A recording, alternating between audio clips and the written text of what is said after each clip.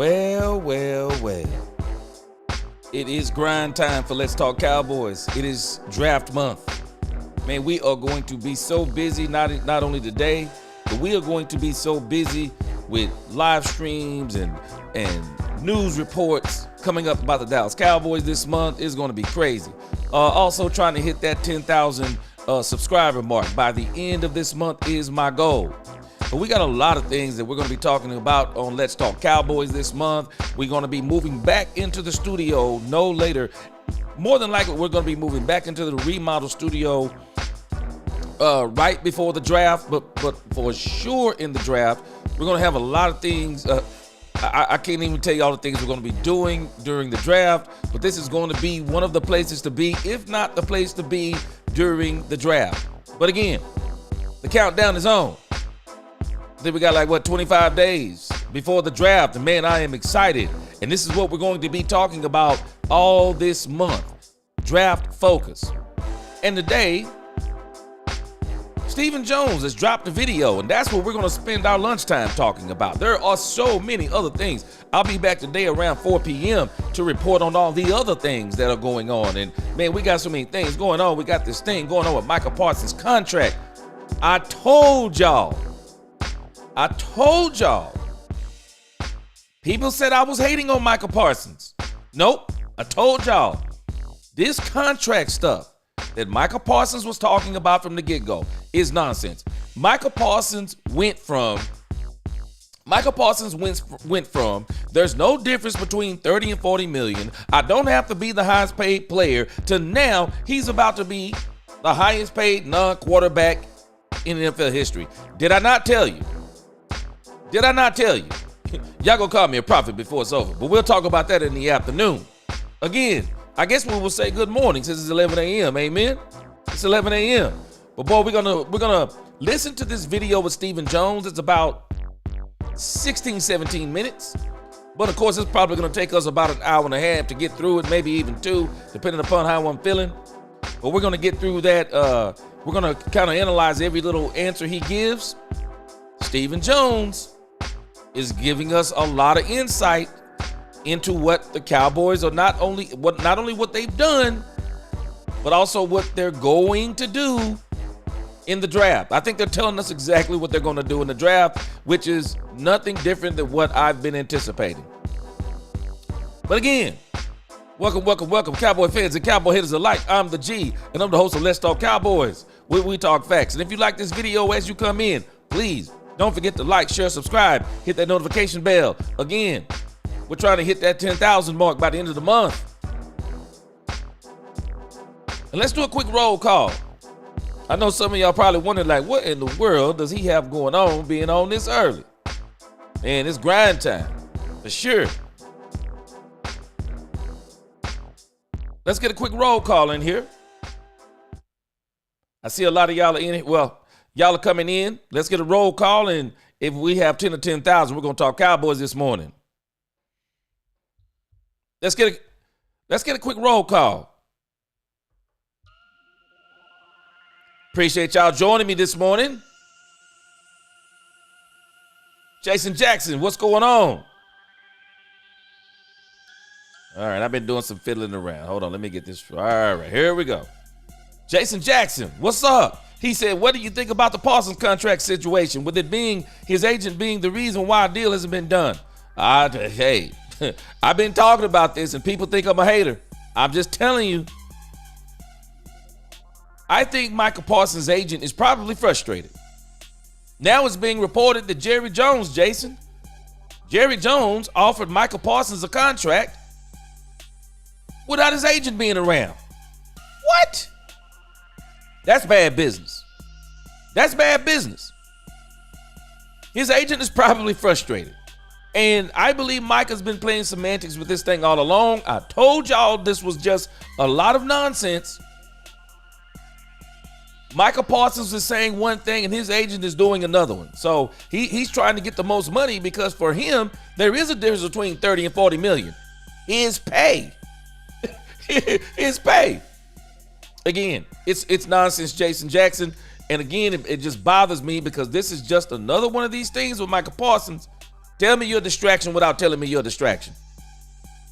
Dak owns filthy in the crib. What's going on? The dude, what's up? Yeah, hey man, I'm grinding this month, the dude. I'm grinding hard. I'm telling you, I'm grinding. Nisi, what's going on? Good to see you. I'm up early on y'all. Angie the Rebel Chicks, what's going on? C-Base, up in here. Good to see y'all this morning. Gregory Carpenter, what's going on? Gregory Carpenter, did I not tell you? Y'all gonna call me a prophet before it's over. I've been saying this, man, and people be, oh, you hating on Michael Parsons. No, I'm not hating on Michael Parsons. This is total nonsense. It's total nonsense. Michael Parsons been talking all this noise. He don't have to be the highest paid, and now he's about to be the highest paid. I told you, I wanted to see where this was coming in. And this is the reason why the Cowboys should have signed him early. Because he's just as much of a showman as they are. It's crazy. It's just crazy to me. We're going to talk about it this afternoon. For sure. We're going to talk about it this afternoon. Steven's going to bring it up a little bit. I'll touch a little bit on it again. But it's nonsense. I don't care what anyone says. As a Cowboy fan, it's nonsense. It is. It is. It's absolute nonsense. Yeah, the dude, he said he thought the Cleveland-Dallas trade about Dak was odd. Maybe the real trade discussion was over Micah. Let me tell you something. Micah's pushing pretty hard. We're going to see what they do. But I'm telling you, this stuff with Michael Parsons is nonsense. It is. Wicked, what's going on? Yes, sir. Hit that like button. I agree with you. Good to see you. He says, pray for my Steelers. We're truly lost right now. Y'all going to be fine. Trust me. Y'all will be fine. You got Mike Tomlin as your coach. Randy Jackson, what's up? Gene Mertz, what's up? Yes, sir. Mike McCain, what's going on? What's cracking? He says, nothing but the Cowboys. Carlos Jenkins, what's up? Carlos, he said, first time listening to you live. Like how you do, brother. Appreciate you. Cowboys Nation 600, what's up in here? Jamison Taylor, hope all is well. Hallelujah, what's going on? All right, let's get into this thing with Stephen Jones. Stephen Jones is about to let us in on the minds of the Cowboys. Stephen Jones is going to let us in on the mind of the Cowboys. And a lot of things that Stephen Jones is about to say in this interview is very consistent with some of the things we've heard him say previously, some of the things that Jerry has said, even some of the things we're hearing Brian Schottenheimer saying. But again, when you're talking about these Dallas Cowboy interviews, you really have to, I really think sometimes, especially Jerry needs an interpreter. But again, when you're listening to Stephen Jones, you have to listen very closely and just watch what he's been doing. And if you listen and you watch what he's been doing, he'll tell you everything the Cowboys are doing. And so I believe in this interview, Stephen Jones is going to let us in on a lot of the Cowboys draft plans based on what they've done in free agency. And I don't think we're going to be surprised by anything. Let's get cracking. Let's go.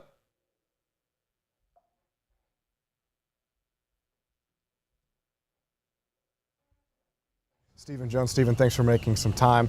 Obviously, a big part of the reason that all of us are here is your duties with the competition committee as the co-chairman. You talked a little bit about the tush-push yesterday, but sure. How do you feel like the committee stands on some of the other agendas on the table in terms of the things like the playoff expansion and division lists and overtime rules expanding the regular season? Yeah, I think, that's what the competition committee does is every year we sit down and we entertain, a lot of different ideas that have to do with our game. And that's the competition committee's job is to look at potential things that could make our game better and also try to avoid, the unintended consequences of things that wouldn't be good for our game. So I really enjoy the committee. It's great being on it, and hopefully this year we'll get the right things in again and be patient on the things that don't work out.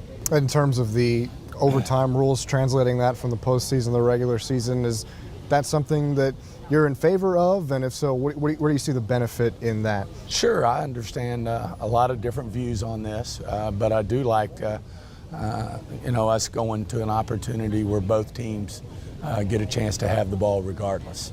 I think there's still some debate whether that overtime should be 10 or 15 minutes in the regular season.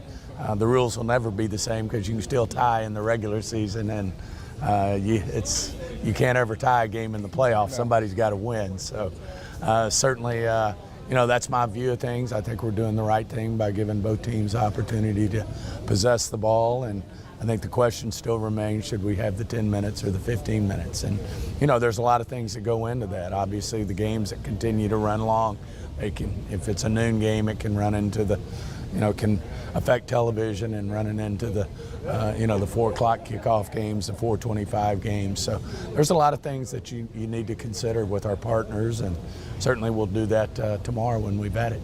And as the co-chairman for the last couple of years, how much have you enjoyed getting to pick the mind? Now, I want to step in on this just for a moment. I think it's very funny. This whole thing about the overtime rules. Don't let them fool you. It's amazing how many rules get made up for quarterbacks. Y'all remember the tuck rule? The tuck rule was made up for my beloved GOAT quarterback. I think that Tom Brady is the GOAT. That was made up for Tom Brady. Do y'all know that this rule, the overtime rule, don't let them fool you. This is the Josh Allen rule. This is the Josh Allen rule.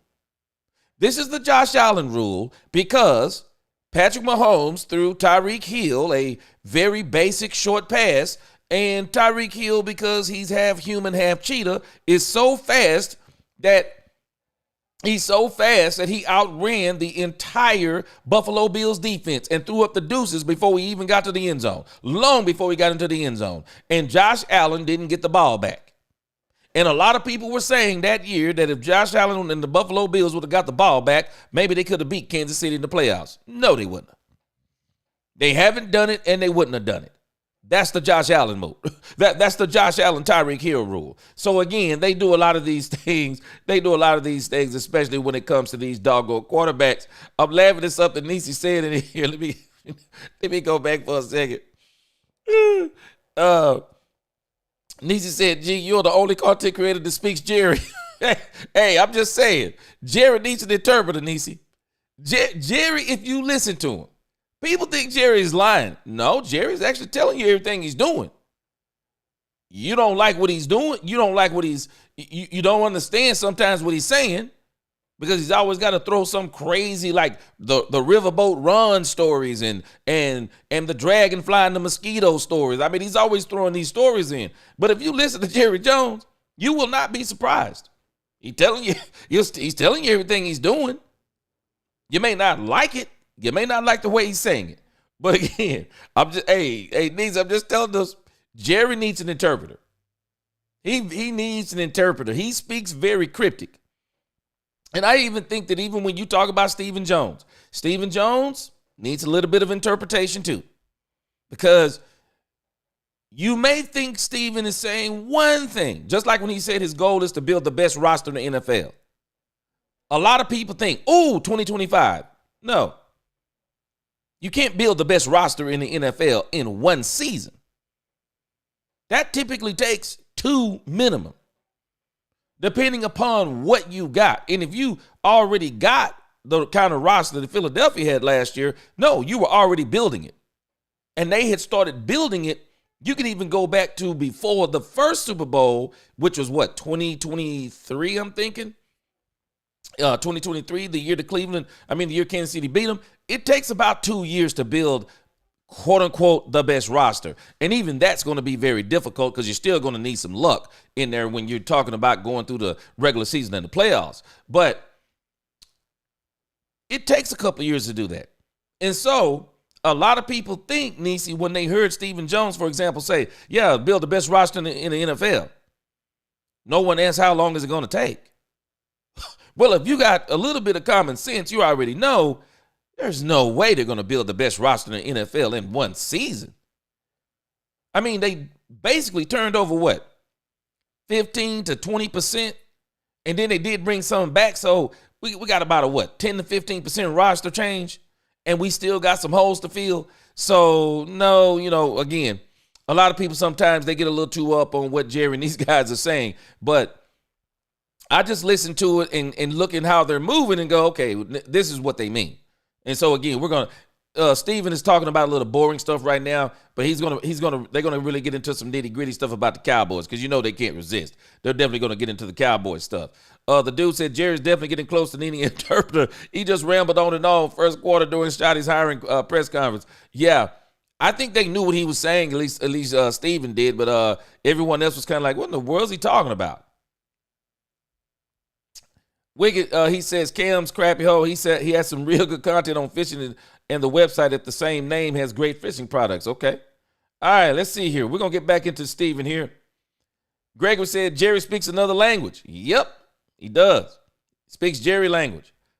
DC said you are now the official Jones family interpreter. I love it. Well, I'm going to decipher some things that Stephen Jones is saying today because he's speaking loud and clear whether people hear him or not. And so this is why I'm pretty excited. I said it in the video, Nisi, I can't back off of it until he shows me something different. I know that people may think I'm crazy.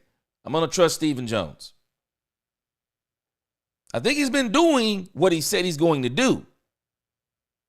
I think the issue is people didn't hear the timeline, but I'm just using common sense.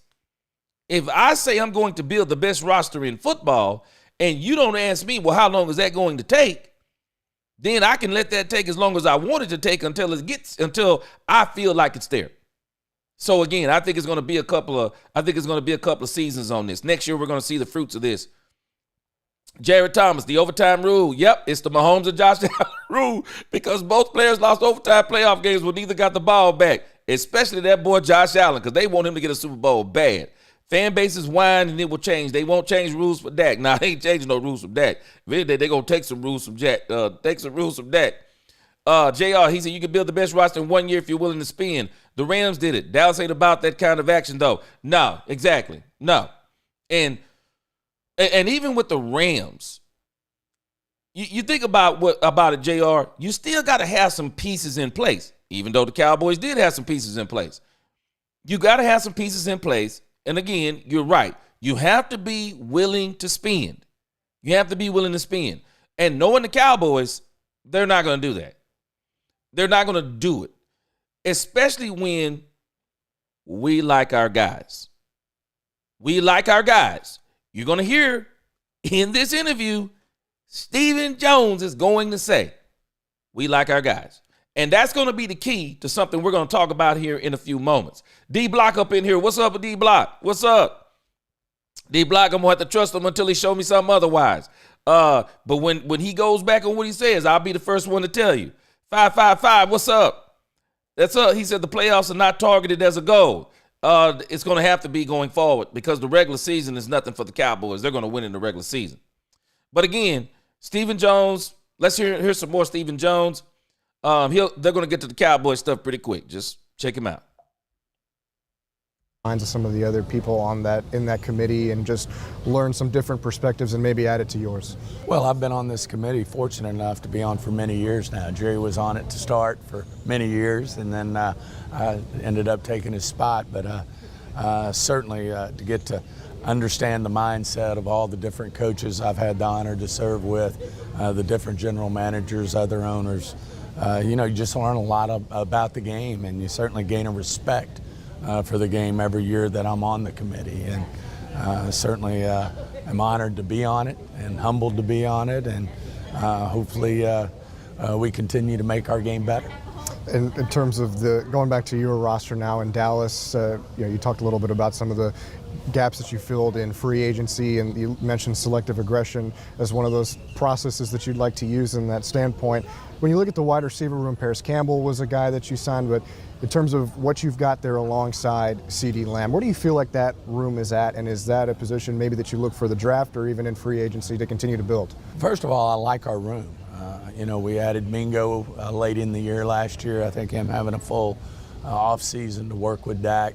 And as I said, we really liked him when he came out of Ole Miss, and I really feel like he's got a lot of upside. Certainly like our young guys, Fournay and that group. Obviously, Turpin brings a little something to the mix there in terms of his juice and explosion. So I really like our room. At the same time, obviously losing Cooks in free agency, we're still open to looking at in a really explosive number 2 that could upgrade us. But as I said, I like our room and certainly like the players we currently have. Another. Uh-oh. Uh-oh.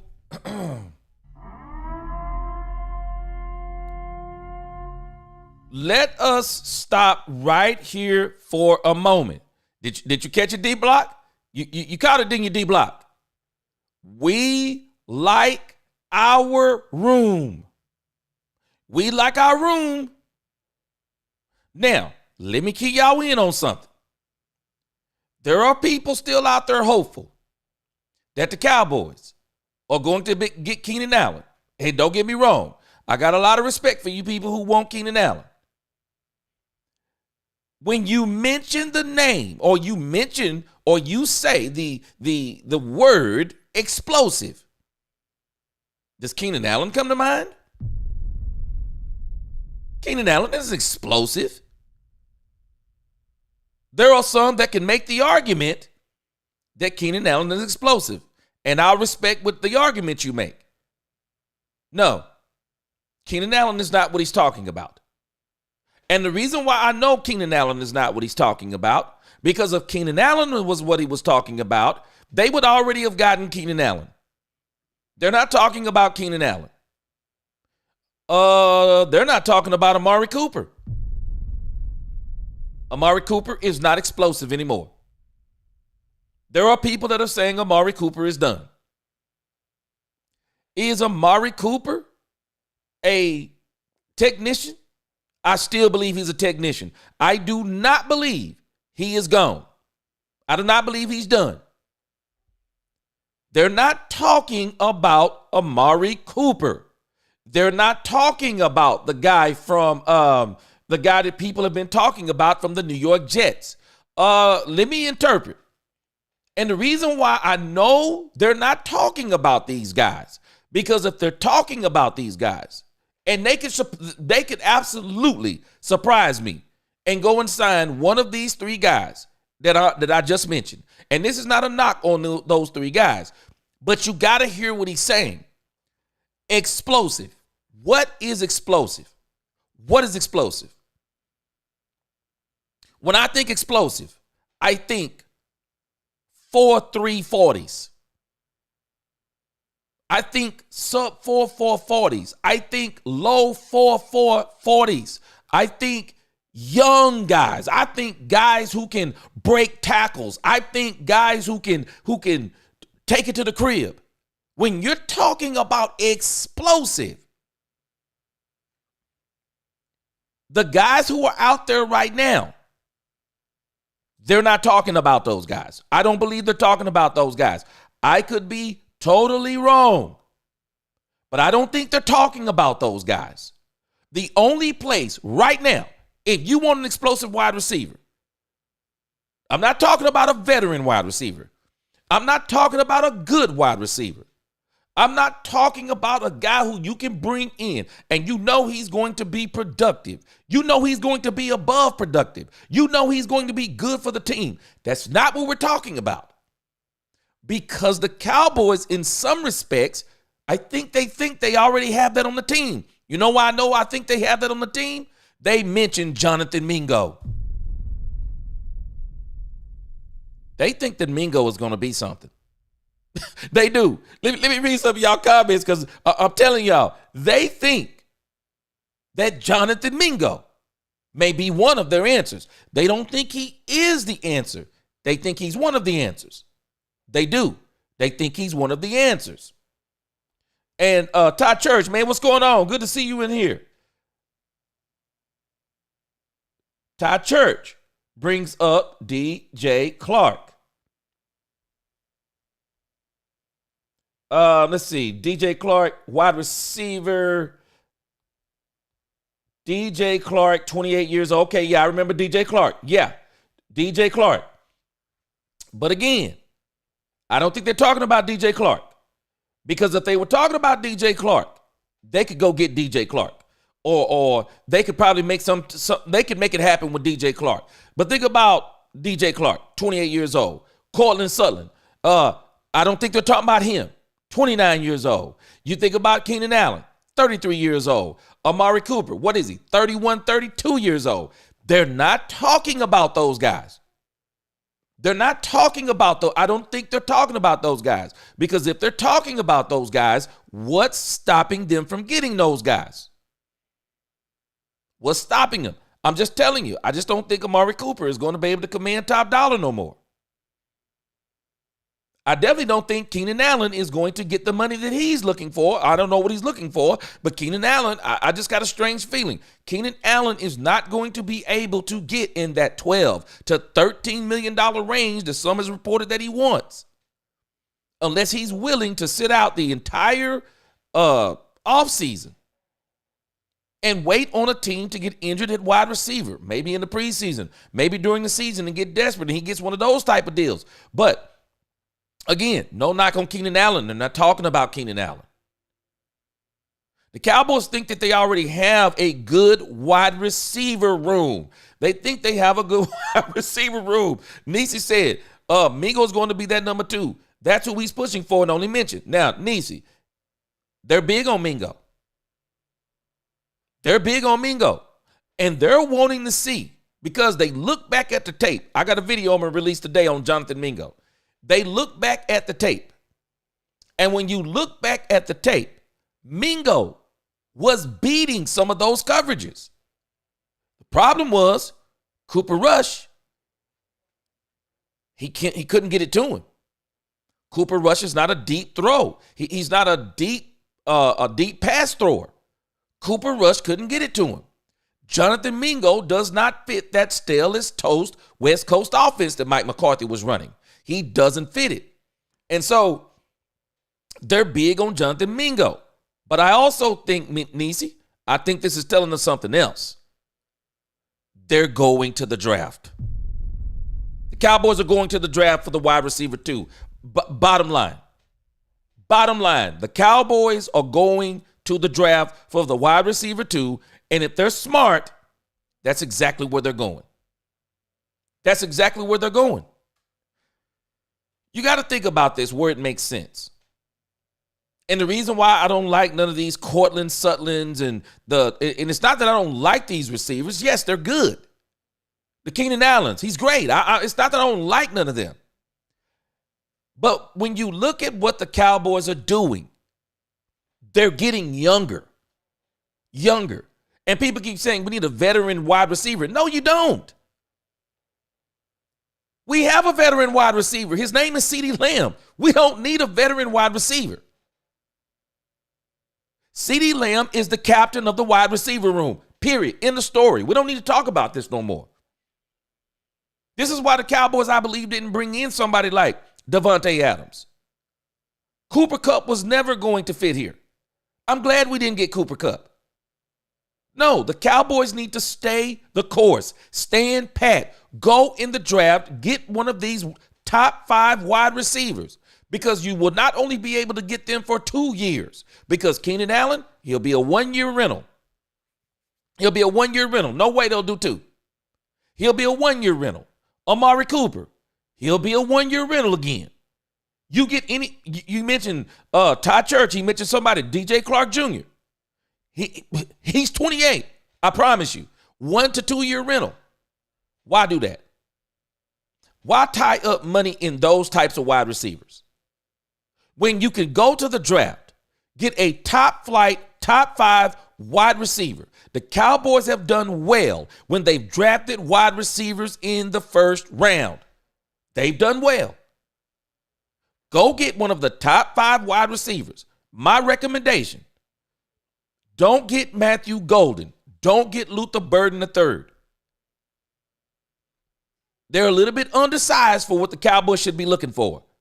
The reality is the Cowboys should be looking for 6'2" and over wide receivers. I told y'all this when I first started this channel. I don't deal. If I was a GM, I would not deal in short wide receivers. I would not deal in receivers that are short unless they are absolute freak athletes like Tyreek Hill. He's a freak athlete. He's a freak athlete. I'm going for the bigger wide receivers as my outside receivers. Now, if you're talking about my slot wide receivers, I'll go below 6 feet. I won't cry about that because sometimes those guys are a little smaller. But if I can, I want all the bigger wide receivers. The wide receivers that are out there right now, they don't fit this bill. I don't think there are any explosive. I mean explosive. I don't think they're out there. And if they are, they're just rentals. Why not go to the draft? Get your wide receiver that you can have for the next 7 years. And you can get him for the price that you're going to have to rent one of these guys for a year. No shade on Keenan Allen.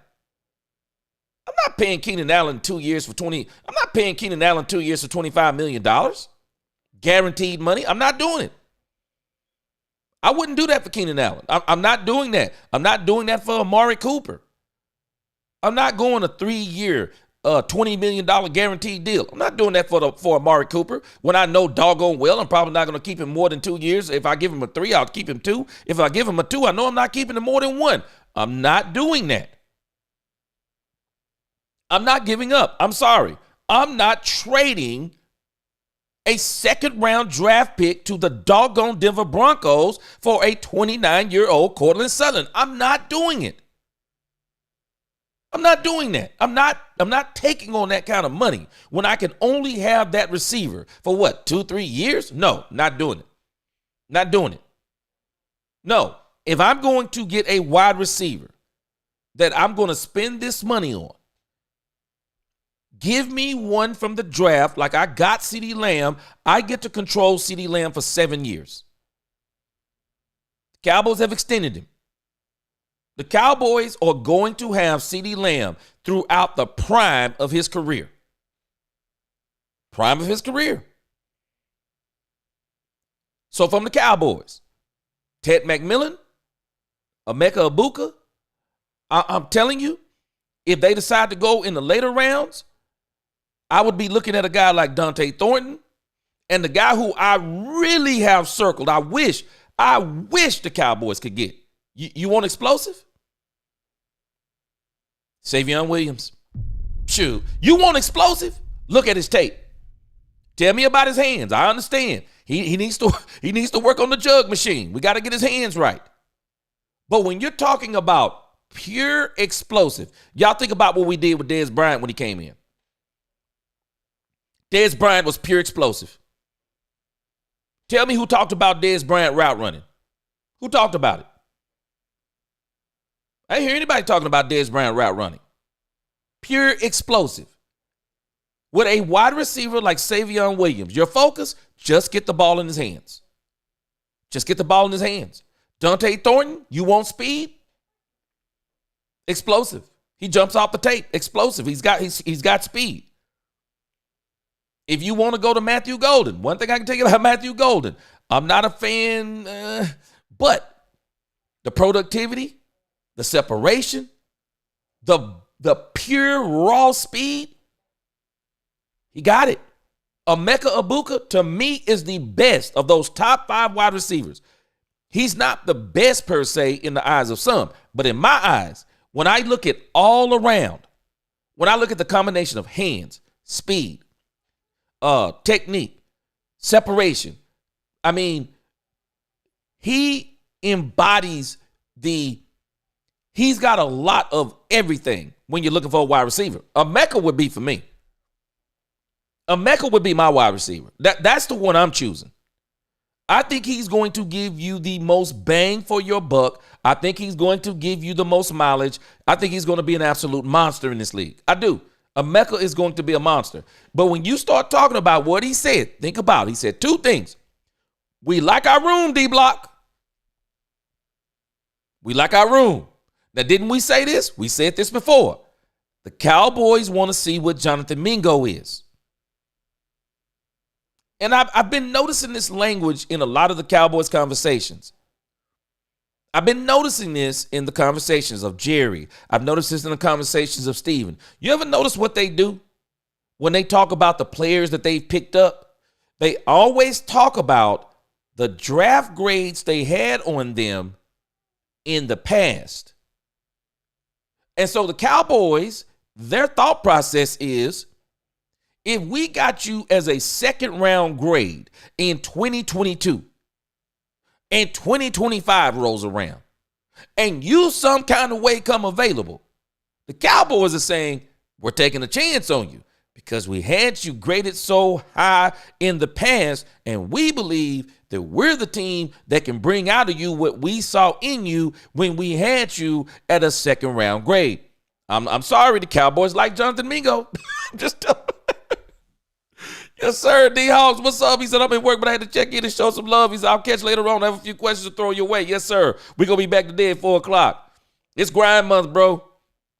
It's grind month. Let me get this super chat. Alejandro, appreciate you. He said, Alejandro the barber, he said, I heard a wide receiver, safety, running back, or defensive player maker in the first and second round. I heard he trusts coaches, in-house players. They're a developmental coaching staff. They're going to develop plays in players. Yes, I agree with you. And Jonathan Mingo is one of these guys, Alejandro.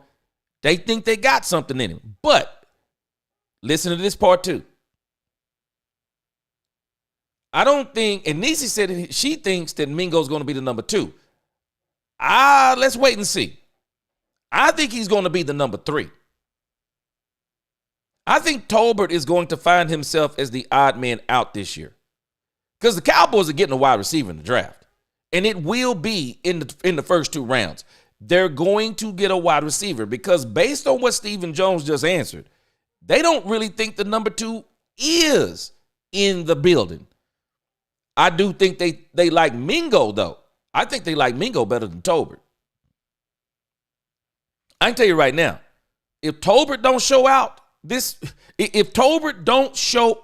season, he's going to be a casualty. Tolbert will be a casualty. And I'll be honest with you, I think the Cowboys ought to trade Tolbert. I think the Cowboys should trade Tolbert. If Jonathan Mingo comes out in training camp and he challenges Jalen Tolbert, the Cowboys should trade Jalen Tolbert while they can get something for him rather than just cutting him. They need to trade him. But again, Alejandro, he said wide receiver. Wide receiver will be the first pick in the draft, I believe, for the Cowboys. I think running back will be number 2. I don't think they're going to deviate from that formula unless Stephen Jones is going to let us in on something else that they're looking for in this draft, which I believe could possibly be number 2. And maybe the Cowboys push back running back to number 3. Or I wouldn't be surprised. I'm preparing myself. Y'all get yourselves prepared. As much as we want the Cowboys to get a wide receiver in the draft, I want them to get a wide receiver in the draft at number 1. He's going to let us in on something. They may not go wide receiver number 1 in the draft. They may not go number 1. They may not go wide receiver number 1 in the draft. He's going to let us in on something. Let me read some of y'all comments. Boy, your comments got me cracking up in here. D-Block said, come on, G. That boy D-Block said, please, no Mingo. No Mingo. Hey, again, I do think Mingo's in the plans. I think Mingo's going to be the 3. I think Mingo is going to be the 3. They're going to the draft for the 2. But, hey, I'm not going to rule out what Nisi said. Jonathan Mingo come out here and start blowing them away in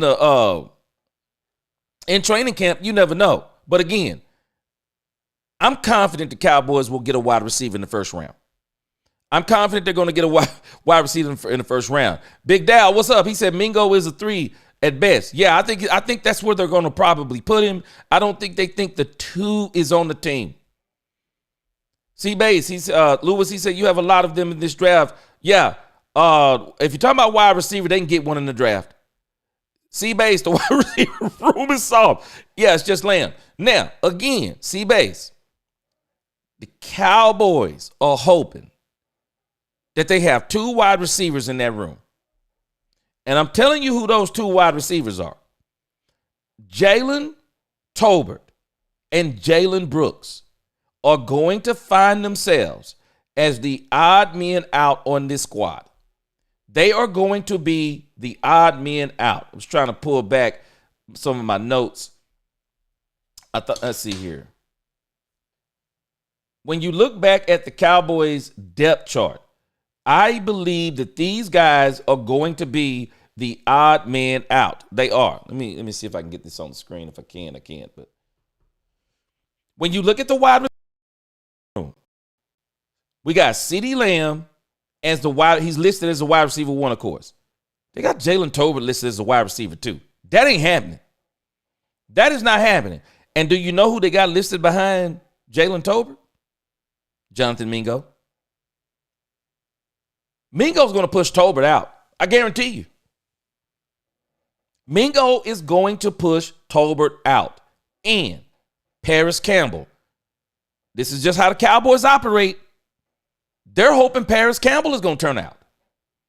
The Cowboys didn't pick up Paris Campbell thinking like, okay, we'll just bring him in the training camp, and if he doesn't work out, no big. No. They want Paris Campbell to work out. They want Paris Campbell to work out. Jalen Brooks is going to Jalen Tolbert, because Jalen Brooks isn't even in the running. Jalen Brooks. They're going to give not Jalen Tolbert. They're going to give Jonathan Mingo every opportunity to succeed, and they're going to give Paris Campbell every opportunity to succeed. You watch what I tell you. The Cowboys want these 2 to be successful. I guarantee you this is where the Cowboys are banking. The Cowboys, in their minds, we already know Lamb is the one. We already know he the one. But what they're hoping that Mingo knocks out Tolbert. Watch what I tell you. They're praying he knocks out Tolbert. Yep, they're praying he knocks out Tolbert. I guarantee you. And then Paris Campbell, they want Paris Campbell to work out. They do. They want Paris Campbell to work out because he can be one of the speed guys. And don't forget, we also got Kevontae Turpin. So the Cowboys, that explosive wide receiver they're looking for, that's the draft. There's no doubt in my mind.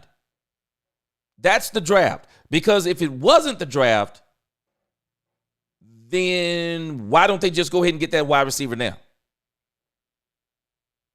Just go ahead and get that wide receiver now if you believe that wide receiver is out there. That wide receiver isn't out there. And at least in the Cowboys' eyes. And that's why you're not hearing the names. That's why you're not hearing none of the names that we think we ought to be hearing. No, they're not gonna. They're thinking that these players are in the draft. But this wide receiver spot, I'm telling y'all, this is a sticky situation for the Cowboys. They got to get this wide receiver 2 fixed. They have to get it fixed. They have to. Wide receiver 2. People are saying many things about this draft, but I'm just telling you where I am. There are 2 draft picks they have to get right, and it'll make everything else fall into place. Wide receiver and running back. They have to get those 2 right. They have to. If the Cowboys get cornerbacks and edge rushers and O-line in the first 3 rounds, just prepare yourselves. Just prepare yourselves, because we will not be what we are trying to be. The Cowboys have got to stay the course and keep it simple. They got to keep it simple. First round wide receiver, second round running back. Just keep it simple. Let everything else fall into place after that. But if you mess around and do something different, the further you move back on wide receiver, the less explosive the wide receivers will be. Unless you're talking about one of these guys that you're going to take a chance on, and I will not mind taking a chance on these two in particular. Savion Williams, Devontae Thornton, or Dante Thornton. Though, if I'm going further back, those are the two I'm taking a chance on in the second or the third. And it will probably be in the third. You could probably get Savion Williams is going to be a third round. I wouldn't be surprised if somebody decided to go and get Savion at the bottom of the second. And I'm definitely not going to be surprised if Dante, they're talking about he's going to be a 6th round draft pick. Man, if this dude gets past the Cowboys in the 5th round, when they get back there in the 5th round with all those picks, shame on them. Every NFL team in this draft, shame on them if Dante Thornton makes it to the 6th round. That's crazy work. But I think as far as the explosive wide receiver goes, they are going to the draft. They're going to the draft. They are. There's no doubt about it. Yep, Bills, they're going to the draft. I guarantee you. Daniel Washington. Daniel, he says DJ Clark. He wants DJ Clark too. I'm going to have to go check out DJ Clark. I remember DJ Clark, but I got to go check him out some more to get my mind refreshed. But again, they really want to see what this dude Mingo is. They want to see what he is, Nisi. I'm telling you, they got visions of sugar plums dancing their head with Mingo. And again, hey, let me tell you something about Mingo. When you go back, let me see if I can get that photo back up here. Shoot, man, let me tell you something.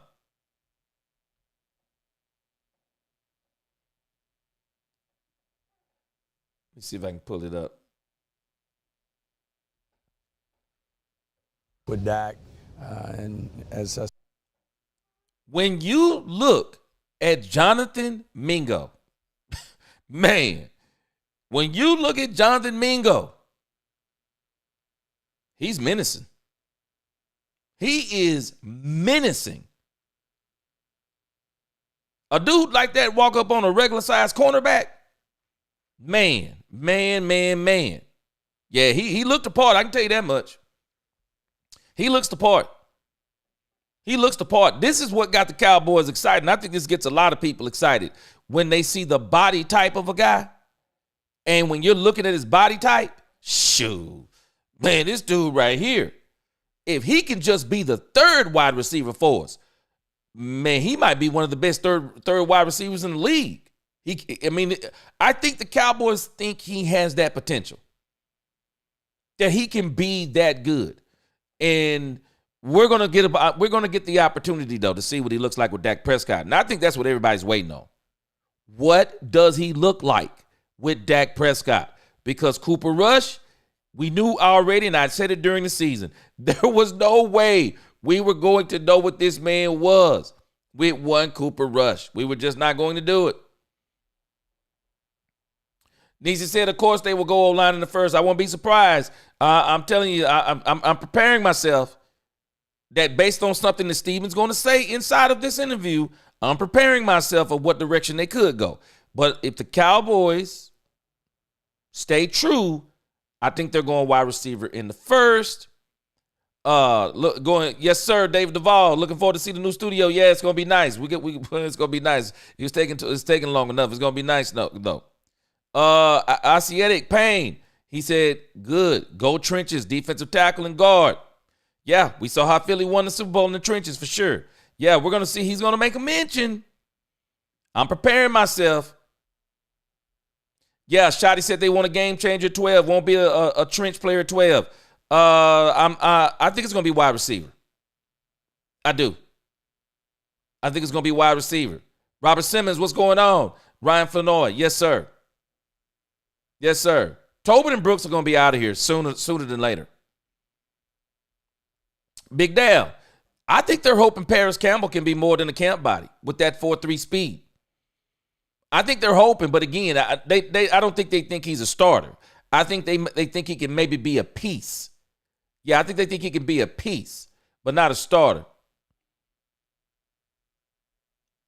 D-Block said, gee, they ain't gonna need Thornton because they got man, let me tell you something. They better not let Thornton be back there in the 5th round and they don't get this dude. Hey, the dude, for real. For real, when you look at this, hey, man, he look like an absolute monster. And that's what the Cowboys are looking at, dude. They looking at this dude and saying, man, maybe with us, he can be that type of receiver. Darren Posey said all he does is lift weights. I think some of it's genetics too. Ice Cold, what's going on? Yes, sir. He said we need 100 more likes. I agree with him. Well, Willie Boykins, you hit it right on the head. Look and play is totally different. Now, you know what's funny, Willie Boykins? Because let me tell you, you're hitting it right on the head. Because, you know, I tell my sons, look at Kevontae Turpin. People do not understand what an absolute monster Kevontae Turpin is. To be that size and be in the NFL and do what he's doing, Kevontae Turpin is an absolute monster. He is. So you're right. The body type doesn't always determine that someone is going to be this, that, and the other. But I can tell you this, Willie Boykins, Trey Lance is the epitome of what I'm talking about. Trey Lance has advanced through every part of his career because he's been bigger than everybody else. Because he's been bigger than everybody else. He's got a prototypical body.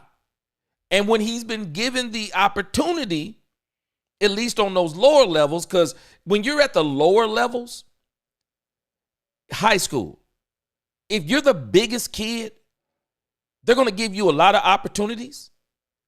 And a lot of times when you're the biggest kid on the lower levels, just being the bigger, faster kid, you're going to beat a lot of people.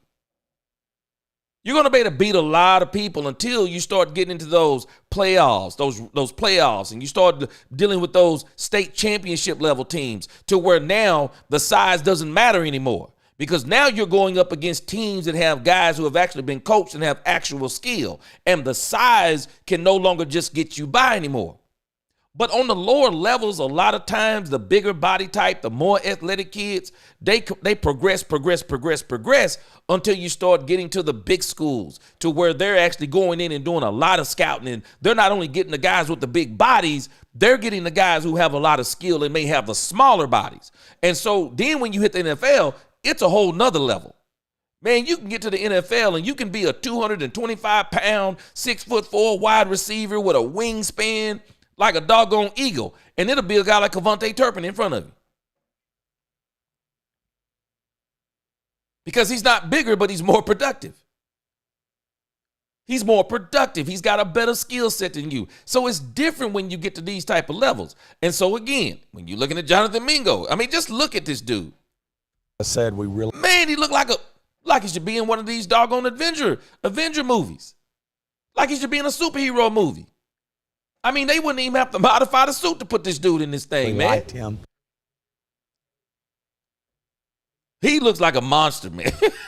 He does. The Cowboys are hoping.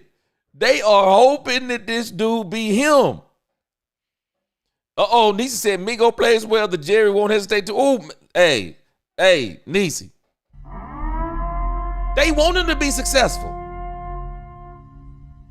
They want Jonathan Mingo to be successful. And I'm going to tell you now, I am not going to be mad if Jonathan Mingo is successful. I want them to be right on Jonathan Mingo. I mean, I'm tired of giving up fourth-round draft picks. We got one fourth-round draft pick, and they're talking about shipping him to Canada. The Cowboys need to solve the quarterback problem. And I don't know. We've invested some money in the Trey Lance. I'd like to bring him back and kick the tires on him. Sharon Milner, I hope we get Hampton at 12. If he's not, get a receiver, then a second-round running back. Let me tell you, I think that the Cowboys are going to have a chance. My man Ice Cold, shout out to you too. I think the Cowboys are going to get Ted McMillan. I got some news on Ted McMillan today. I think the Cowboys are going to get Ted McMillan. There is a smear campaign, and it is nasty work. But there's a smear campaign going on about one Ted McMillan. And I think Ted McMillan may slide if this smear campaign continues. This dude, Ted McMillan, he could make it past the Cowboys. I hope. I'm not saying I hope he doesn't. I shouldn't. I like Ted McMillan. I don't like the smear campaign going on with Ted McMillan. But for me, I've kind of zeroed in on the wide receiver I want in this draft, and I'm not the boss. I'm not the GM. The wide receiver I have circled in on, if I'm the Cowboys, it is none other than Emeka Egbuka. That's the wide receiver who I want. If I'm the Cowboys, I would actually, if I could, I would trade back if I can get to the point of where, okay, who wants this 12? I want Emeka Egbuka. That's who I want. But again, I'm not going to be surprised if the Cowboys get Ted McMillan. They have a smear campaign going on Ted, and Ted may wind up falling to the Cowboys at 12. He may. Oh, Ice Cold said he's an unknown. He's an unknown's unknown in the NFL. We about to find out. Let me tell you something though. Y'all better understand who our quarterback is. Cedric Wilson and Noah Brown should have both sent Dak Prescott residuals from their contracts. They should have been sending Dak Prescott like presents every single year and should still be sending Dak Prescott presents. Dak Prescott has a tendency of making some of these wide receivers. I mean, if they'll catch the ball, Dak will throw it to him. And I'm just telling us right now, do not be surprised if Jonathan Mingo does look good with Dak Prescott. Do not be surprised. Do not be surprised. I think Dak Prescott is absolutely excited about Jonathan Mingo too. I do. I think Dak Prescott is excited about Jonathan Mingo. And I also think they're excited about what they could possibly, Dak is excited about what they're possibly going to bring in the first and the second round. Because these players in the first and second round, you might as well put Christmas bows on them. Those two picks, I believe, will be for Dak Prescott. Wide receiver, running back. I think they're going to get those for Dak Prescott. I do. But again, let's move on here with Stephen Jones. He's got a lot of other good things to say. But again, I'm telling you, man, this dude, Jonathan Mingo, boy. They're high on him, for sure.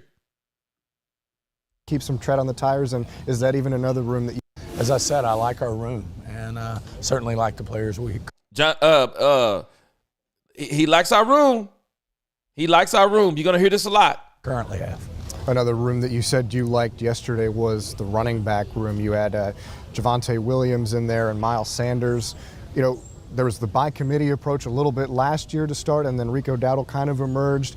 Do you feel like there is a benefit to having multiple guys in that room that can kind of spread those carries out and maybe keep some tread on the tires? And is that even another room that you could add a younger guy in? Yeah, I still see that we could add a young guy. I mean,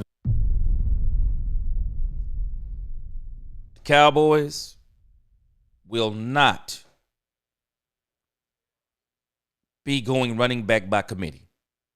They will not. The Cowboys are not going running back by committee. Stephen Jones just said it. We could add a younger guy in there. What are you talking about, Stephen Jones? The draft?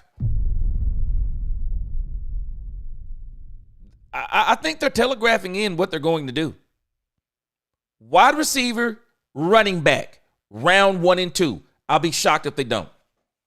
The Cowboys will not get this opportunity again for a long time. Number 12 in the draft. They will not get this again. They have to. If they don't, it's a failure. It's a failure if the Cowboys do not go in this draft. Wide receiver number 1, running back number 2. Running back number 1 if Ashton Genty is there. Wide receiver number 2. They have to do one of those two combinations. And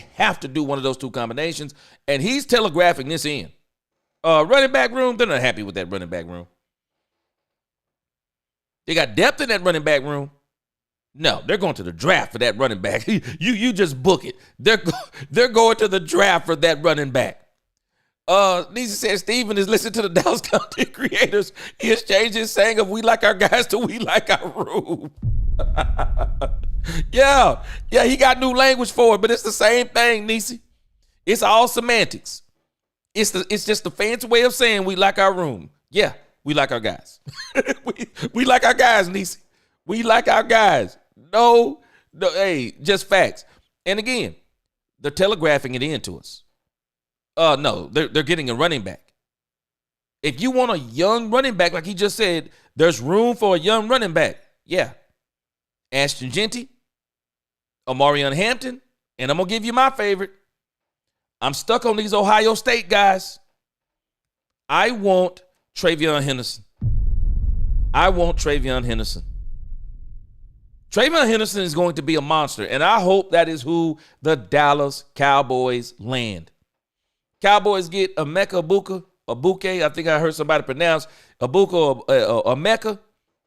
Travion Henderson, do whatever you want to do for the rest of the draft. Which I do think probably in that third round, they'll probably either go edge rusher or cornerback. He's going to let us in again on the draft. But again, running back, yeah, they're going, there's no doubt. The running back will either be the first or the second pick. And the Cowboys, I think they've zeroed in on Genty, but I think they also think that he might not be there. But if the Cowboys get a little antsy, and I hope they don't, man, somebody mess around and don't get Genty where people think he's going to go, I wouldn't be surprised if the Cowboys tried to move up and get him. But again, wide receiver first round, running back second round, or running back first round. If Genty is there, wide receiver second round. I think it's where the Cowboys are going to go.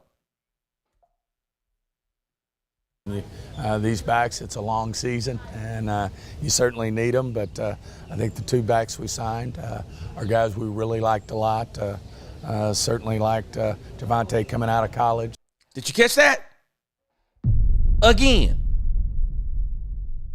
the Cowboys will have players on their board. And if those players come available in 2 to 3 years, the Cowboys go back to their old board and they say he was on our board 2 years ago, and they pick him up. This now explains why they did what they did. And I guarantee you, they probably had him ranked higher than Rico Dowdle. This is what the Cowboys do. What he brings to the table, and then Sanders obviously brings that juice that we missed last year, Pollard-type juice. He's doing a great job for Tennessee now, but and certainly see us, looking in the draft and seeing, where we can bring something, a young guy that can bring something to that room as well. On the defensive side of the ball, you talked about. They are going to the draft. Y'all pay attention to what the Cowboys are doing. I said this before. The Cowboys are trying to implement a mini 90s Cowboy strategy. This is what they're trying to do. They're trying to get a mini Cowboy strategy. Now, focus on how they're doing it. They can't do the Herschel Walker trade because the only Herschel Walker trade we have is Micah Parsons. And I think Jerry Jones is in love with Micah Parsons, so Micah Parsons isn't going anywhere. So Micah Parsons would actually be your Herschel Walker trade. So the way the Cowboys are supplementing this, they're bringing in all these number 1 draft picks. Notice that trend? They brought in quite a few of these number 1 draft picks because the Cowboys feel like we're going to be able to get something out of them maybe that no one else has been able to get out of them, because the Cowboys are telling us, and they've been telling us this ever since they got Brian Schottenheimer, not only do we like our guys, the Cowboys are saying we're hiring our coaches. We like our coaches. And we believe our coaches are going to be able to bring the best out of Jonathan Mingo. I'm telling you, Tolbert better be working out this better be the best offseason of Tolbert's career. Because Jonathan Mingo is going to get every opportunity to nudge him out. Every opportunity to nudge him out. But the Cowboys, they keep going in and getting these ex first rounders, or they go in and get guys who they had ranked real high on past draft boards. It's the only way they can supplement it because they know they don't have the Herschel Walker trade. They already have the quarterback. They already have the wide receiver. They already have Micah Parsons, they feel like. They already have Oso Digizua. They're looking at pieces they already have, and they're trying to supplement them with these first rounders, guys from their past draft boards. They're going to go in the draft, and they're going to get they're going to get these, I believe the first two picks, they will be for Dak. And now Steven, again, it's funny to me. He mentions these players, and what does he say? Players from the past draft boards. The Cowboys have two things they like. They like our guys. Nisi, they've now checked. They said, we like our room. We like our room. We like our guys. Those are one and the same. And number two, we like our past draft boards. we like our past draft boards. The moment someone comes available on them joints, here we go. We're going and get them. We're going to get them. And so this is what we're seeing. But again, that wide receiver spot, I'm feeling real good about the wide receiver spot. They're phoning that in. Genty at number 1, fill in the blank at number 2. I'm hoping it's Travion Henderson at number 2 if Genty is not there at number 1. Kyer Elam yesterday. The other defensive trade you made was for Kenneth Murray from Tennessee. What did you? Now, I'm sorry. They mentioned Kyer Elam, ex-first rounder. Now they're talking about the next player. What do you guys like about him to go and pick him up? And he mentioned wanting to be the man in the middle of the defense. Is that a role that you think he can step into? He very possibly can. I mean, obviously that we'll see. As Coach Eberflus gets his hands on him, that's where he likes to focus is that linebacking crew. He did Eberflus is known as the linebacker whisperer. Everybody talks about how great he is at linebacker. I believe that this was a Matt Eberflus pick. Great job in Rod Marinelli's defense, but now he's certainly paved his way. Coach Eberflus has, and I know he's excited to get his hands on Murray and see what he can do. Obviously, he can run. We had first-round grades on him when he came out. He's played well in this league. We do think he has the versatility to play both in the middle as well as that will linebacker spot while we're getting Overshown ready to go. But really think that was a real positive pickup for us in terms of making that trade. Continuity and change, the mixture of the two has kind of been something in the offseason that we've noticed with bringing back Matt Eberflus and adding some external free agents. Well, Dante Fowler coming back, how important was it to get a familiar edge rusher, and what do you make of that edge room now with Sam Williams coming back healthy? You've got Dante coming back and Micah Parsons being Micah Parsons. Well, obviously that was a hard hit spot for injury for us last year, losing Sam Williams right away. We were really counting on to step up. And really make a difference for us. Lost him right there in training camp, and then lost D-Law. So what we felt like was a position of strength going in. We had us looking for some oxygen pretty quick. But getting Fowler back's a big deal. He was obviously very productive. He got more snaps there in Washington. We rotated him quite a bit while DQ was here. But feel like, you give him the snaps, he'll get the production for you. He had double-digit sacks last year, and I really feel like that was a big pickup for us, to go with Micah, to go with Sam Williams and what we already have there. Obviously, a young player in Nealon we have there, and that's another place still. If the right guy's there in the draft, we'll certainly entertain a pass rusher at any point. I would not be surprised if the Cowboys go edge rusher at number 3. I will not be surprised if they go edge rusher at number 3. The Cowboys probably view Dante Fowler as a one-year rental. I think they're going to go edge rusher at number 3. I think they want to get younger again on defense, and he's going to be at number 3. And I also think the Cowboys are anticipating, I want us to think about this, Marshawn Nealon was the DeMarcus Lawrence replacement. Nealon was looking pretty good until the injury. But the guy who has a lot to prove, and he's been on X, and he's been talking about how much of a monster he's going to be this season, and he's already said it himself. He said he's got a lot to prove. I've been seeing his post on X. Sam Williams. Sam Williams may be an X factor for the Cowboys this year.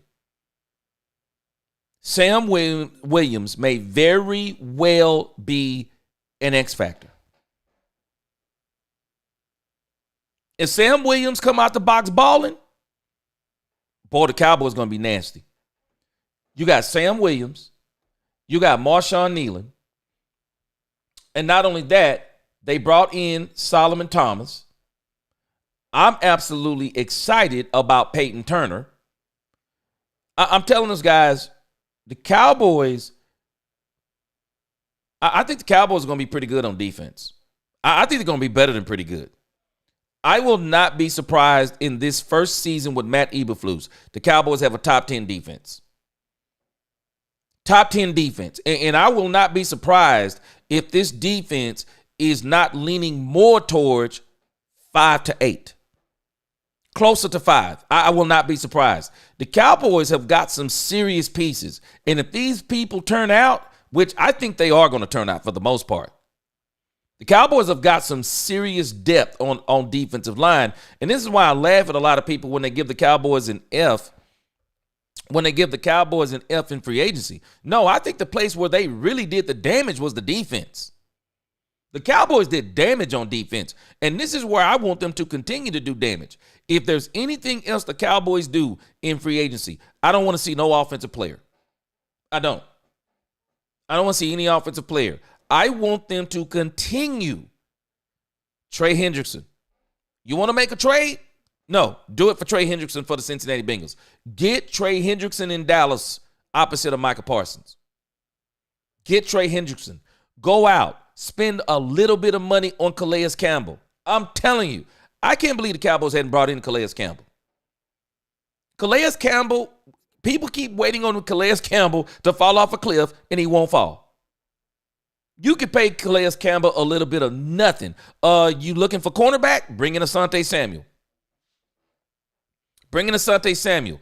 I want the Cowboys to continue to build on defense. I'm not concerned about the Cowboys building on offense. No, the draft is loaded with skill players. Go in the doggone draft and get those skill players. But on defense, it takes longer to develop these. The defensive players take longer to develop. I mean, unless you're just an absolute super stud, you don't typically come out clowning on defense. Micah Parsons is a super stud. Trevon Diggs, when he first came out, monster. But that's not the norm. It normally takes these guys a year or two to really get their NFL bodies, their NFL feet up under them. And typically around year 2, 3, towards the end of 2, right around 3, oh, they're ready to go. Get these guys in free agency. Trey Hendrickson, I would really take a chance on him. But the Cowboys, they like where they are. They like where they are for the most part. But I'm glad to hear if a good edge rusher is there, which I think they're talking about the third. There's no way they're talking about the second, I don't believe, or the first. I think they're talking about in the third round because Dante Fowler has showed up that if you want, you don't have to worry about a first round defensive end. Peyton Turner has also guaranteed that. And also they are really big on Sam Williams. I think we're all big on Sam Williams and hoping Sam Williams comes back 100%. Marshawn Nealon. So when you look at all of that in totality, edge rusher, it won't be any higher than the third. Unless somebody like Abdul Carter just falls out of the sky, they're going to probably go edge rusher in the third. I think that's what he's telling us. Speaking of the draft, it's less than a month away now. I know you said everybody's still kind of getting up to speed in terms of looking at prospects. As you were at the Senior Bowl and Combine, and as you've kind of got your eyes on a lot of these players, I don't want you to reveal your draft strategy by any means, but is there a position group that you just watch, or several of them that you're like, man, there are some real players here in this class? Well, there's some depth in this draft. I think certainly the defensive line, both outside and inside. We think there's really good depth and players to be had. I think the running back group's really stout compared to past years. So I think there's a great opportunity to pick up a young back.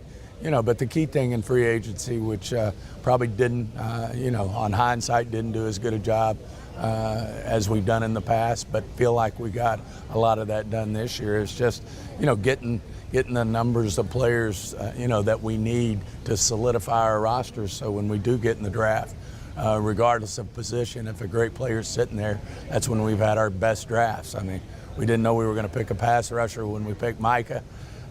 We didn't know we were going to pick a receiver when we ended up with C.D. Lamb.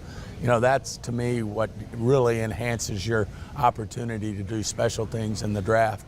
if you have the type of free agency we feel like we had this year. Stephen, you talked yesterday or the other day about. Now, let's be careful right here. Stephen Jones is talking about BPA, best player available. This is smoke and mirrors for me. They can't go BPA unless the best players available for them are running back and wide receiver. It's the only way they can go BPA. The Cowboys, because they don't have the number 2, because if you're going to go BPA, then go get Keenan Allen. If you're going BPA, then go get DJ Clark. If you're going BPA, then you need to go now and get a wide receiver. You need to go now and say, we're going to bring Trey Lance back, or we're going to get a quarterback in free agency. You go and say, we're getting Asante Samuel because we need a cornerback, because that is the only way you can go BPA. But I also think when you think about what he's saying, I think the 2 deepest positions in this draft, or 2 of the deepest, running back, deep. Wide receiver, deep. This draft is so good with running backs and wide receivers, there will be people getting good to great running backs all the way from the 1st to the 6th. There will be people getting great wide receivers all the way from the 1st to the 6th. That's how deep those 2 positions are. So BPA, well, the best player available on the board for the Cowboys has to be wide receiver and running back. Now, I also understand what he's saying, though, because when we've looked at Tankathon and I've been talking about this ripple effect, man, we're about to see some things. We are about to see some things, because the question that is on everybody's mind,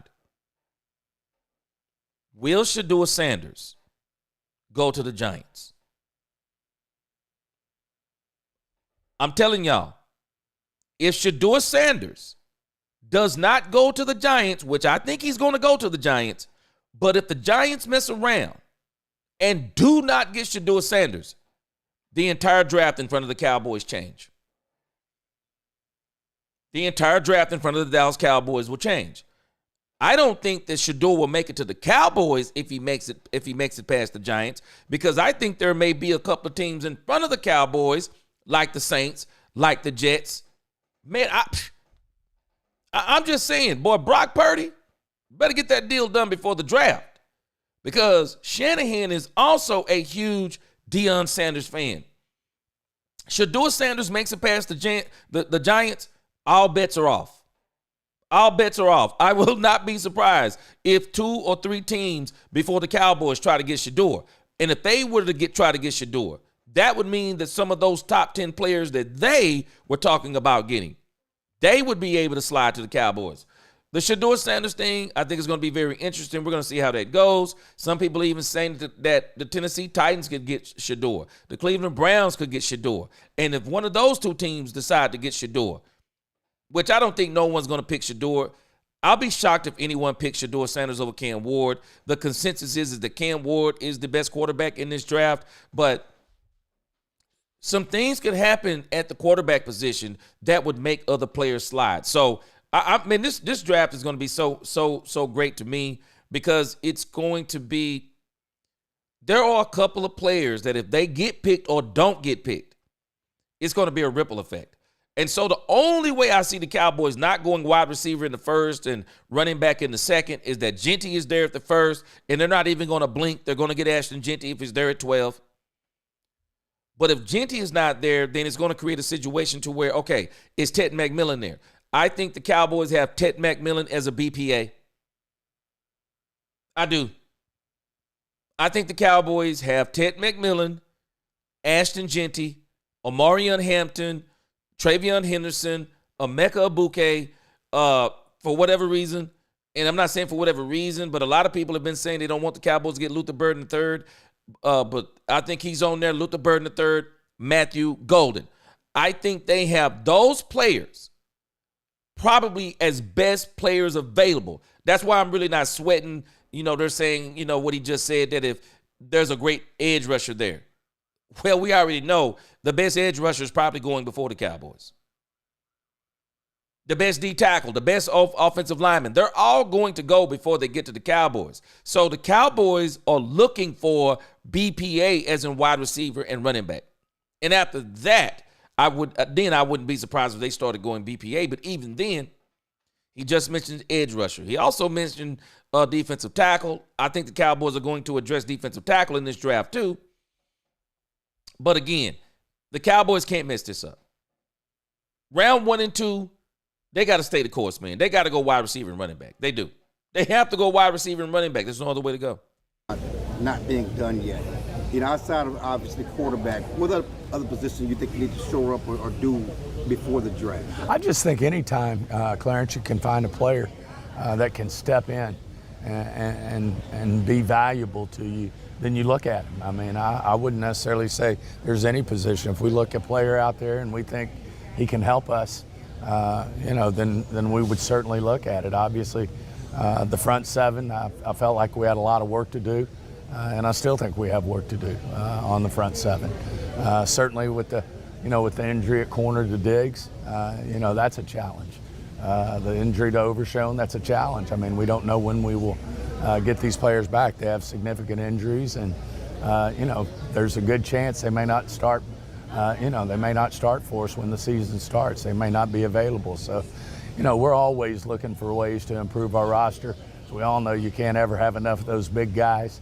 And as I said, certainly if we can, after losing a receiver like Cooks, if we could, find another guy there to step into that receiver spot. We obviously did think we did address some speed there with what we did in free agency, but we just feel like we still have work to do. Are you pretty confident with where you are? Now, this is why I said, who is the speed guy the Cowboys brought in? Who's the speed guy? Paris Campbell, guys, I'm telling you. Paris Campbell is not just a camp body. No. The Cowboys are hoping that Paris Campbell can make a contribution on this team. The Cowboys are looking at Paris Campbell as a to take the top off a defense type of wide receiver. They're hoping that he turns out. They do. Because again, I want y'all to think about this. In the minds of the Cowboys, there are 2 wide receivers. They know exactly what they are. And there's, unless they make just tremendous steps this year, the Cowboys know what they are. Jalen Tolbert, Jalen Brooks. They know what they are. The Cowboys know what they are. So in the mind of the Cowboys, Paris Campbell for the speed, Jonathan Mingo as the big body receiver. Tolbert and Brooks are going to be odd men out. They're going to be odd men out. I'm telling you, they want Paris Campbell to be successful. I'm praying that this doesn't deter them from going in this doggone draft and getting a number 1 wide receiver, which I don't think it will. But again, they're big on Mingo, and they may get even big on Paris Campbell because he just mentioned speed.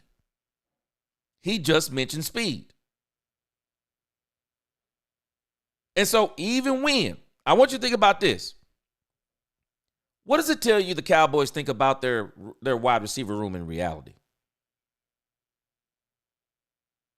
Think about what he just said about the wide receiver room. They lost Brandon Cooks? They never used Brandon Cooks. He's saying that they are hoping they can get a guy to step in and take the place of Brandon Cooks? It can only be Jonathan Mingo. Because if you're looking for someone to take the place of Brandon Cooks, Keenan Allen would not only take the place of Brandon Cooks, He would blow what they did with Brandon Cooks out of the water. Amari Cooper would blow that out of the water. Y'all mentioned DJ Clark. He would blow that out of the water. They already got wide receivers out there that could take the place of Brandon Cooks. Cowboys barely used him.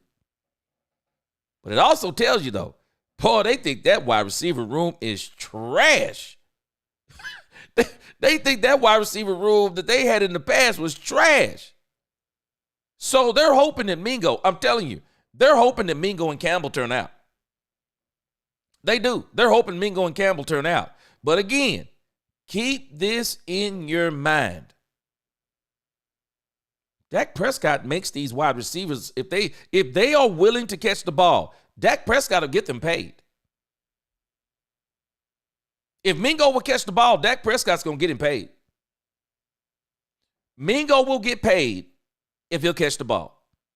Paris Campbell, he'll get paid. We already know what Tobin and Brooks are. Mingo and Paris have a great opportunity. They do. They have a great opportunity. The Cowboys want them to be successful. They do. They want them to be successful. Alejandro, yes, sir.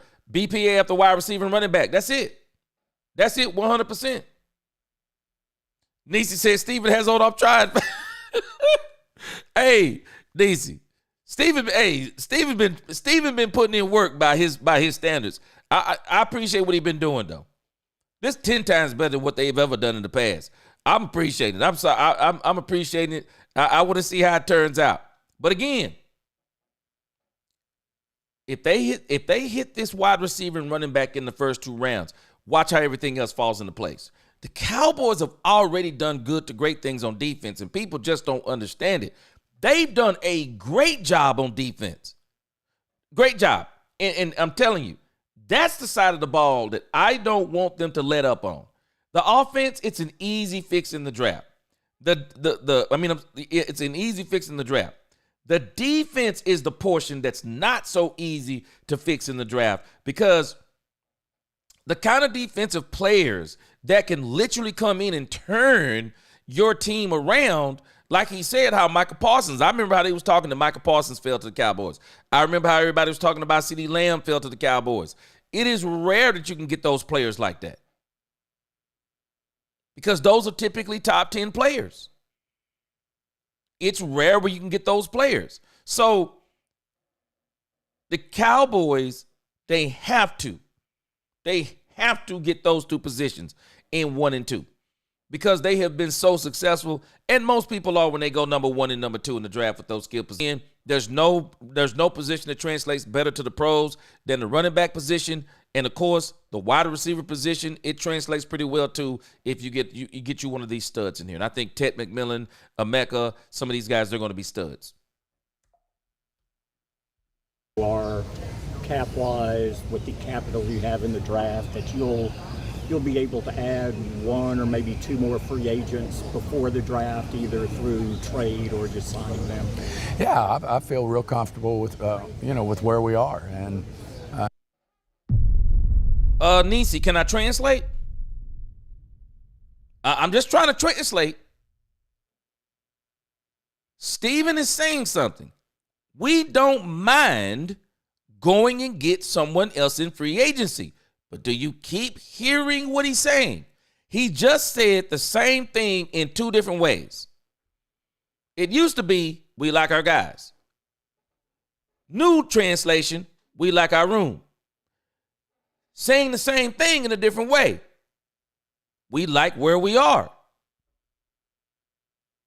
We like where we are. We like what we've done. We like where we are. Our free agency has set us up in our eyes where we want to be in the draft.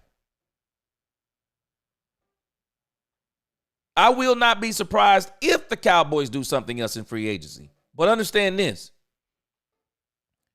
I don't think it's going to be somebody like Trey Hendrickson, because that's who I would love for them to. I would love them to bring in Trey Hendrickson. I'll be shocked if it's some big signing like Keenan Allen, because Keenan Allen wants money. I'll be shocked if it's Amari Cooper, just based on things that happened in the past. I'm not believing the Cortland Sutherland, or whatever, the Cortland thing that people are talking about. I'm not believing it. I believe fully the Cowboys are trying to get younger, and they do not want a 2 or 3 year rental. No, they want a guy that they can control for 7 years. Do what you did with Michael Irvin. Stay with the formula. When the Cowboys had Michael Irvin, what did they do? They went to the draft in the first round. Who did they get? Alvin Harper. Think about what Alvin Harper was.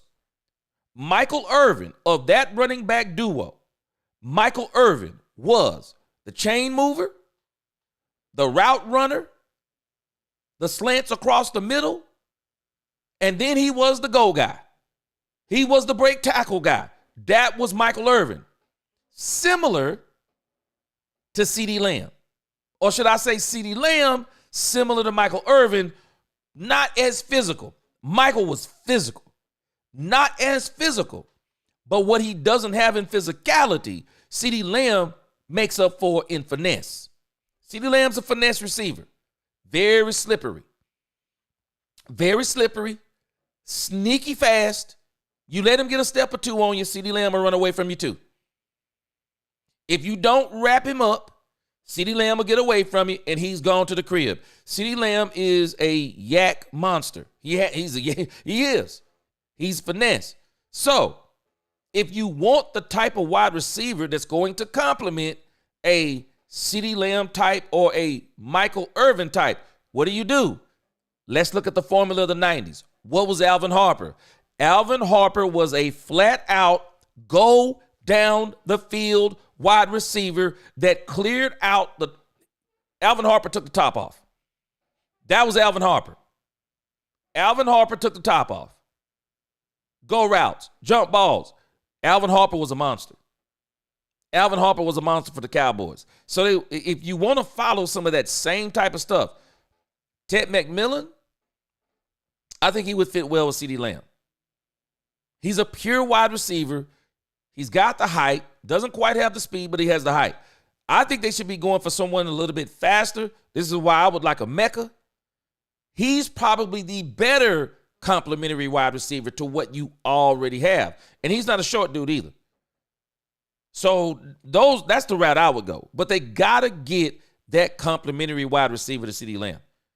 They absolutely have to. But again, here's that language. They like what they have. They like what they have. And in particular, I think they like what they have on defense. Offensively, there's no doubt in my mind. The Cowboys are going wide receiver and running back. Wide receiver and running back. I'm preparing myself that if something crazy happened, let's just say somebody like Abdul Carter. If Abdul Carter fell to the Cowboys, the Cowboys will get Abdul Carter. There's no doubt in my mind. There's a couple of other guys on here when you look at this, when you look at the NFL draft order. Again, if someone like Travis Hunter, he ain't falling to the Cowboys, but if Travis Hunter, the Cowboys would get him. I believe the Cowboys would get Mason Graham. If Mason Graham some kind of way slid to the Cowboys and Ted McMillan was on the board, I believe the Cowboys would probably take Mason Graham first. And some of y'all would probably take Mason Graham first too. Some of these players that some of these teams have up here at the top, the Cowboys would probably get those players if they fall to the Cowboys.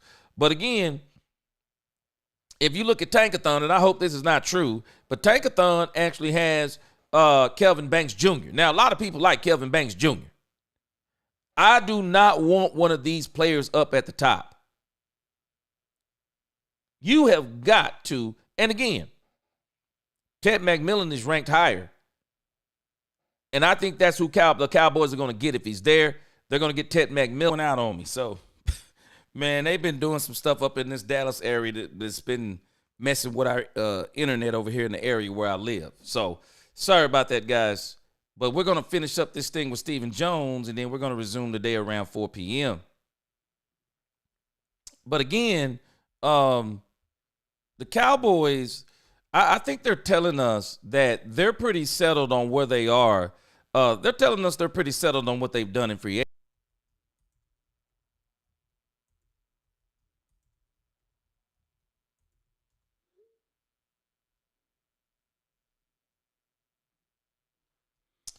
All right. All right, guys. So, again, having some internet problems here in DFW. But I'm going to see if I can finish this, and then I'll be back again today at 4 o'clock. Let's see if I can get this one. Let's see if I can get this one finished with Stephen Jones. And if not, what I'm going to do today is I'm going to come back and finish the end of this for some of the people who probably didn't get to see the end. All right, let's see here if we can get this thing finished with Stephen Jones. I mentioned the other day, not only, we have Micah, who we want to continue to work with, but we've got, some young guys that are going to be coming up sooner than later that very well could be addressed in the offseason this year as well. Whether you're talking about a Tyler Smith, whether you're talking about, any of our young guys that we have out there, a Ferguson, a Bland, all those are guys that we would certainly consider. Now, it takes two people to make a deal, and we certainly understand that, but we're open to that as well.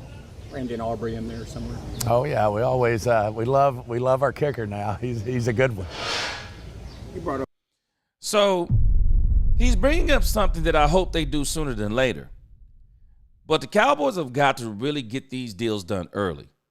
If I was the Cowboys, I would be getting these deals done early. I would not be waiting on Deron Bland.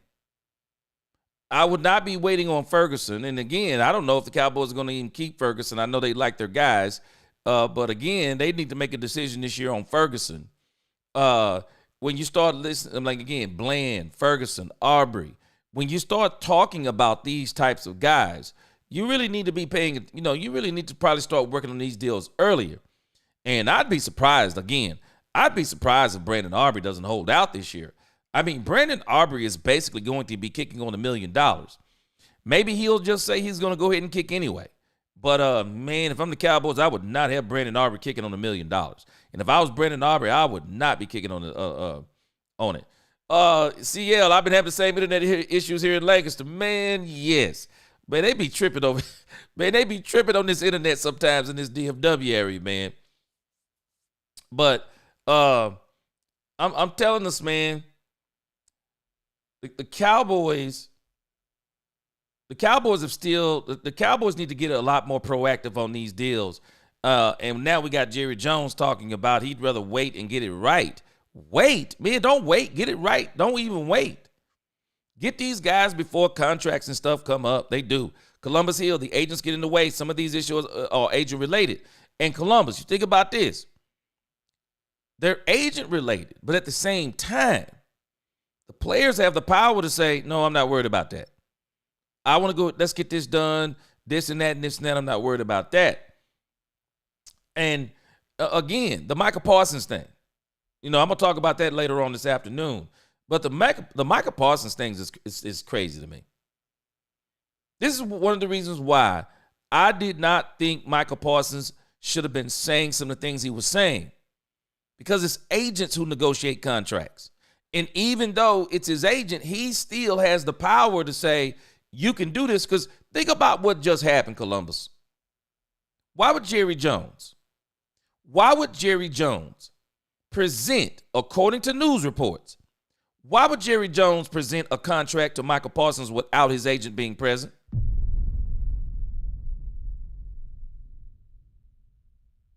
Why would he do it? Most people won't do that. Why would he do it? Jerry is trying to get that deal done based on him and Michael Parsons' relationship.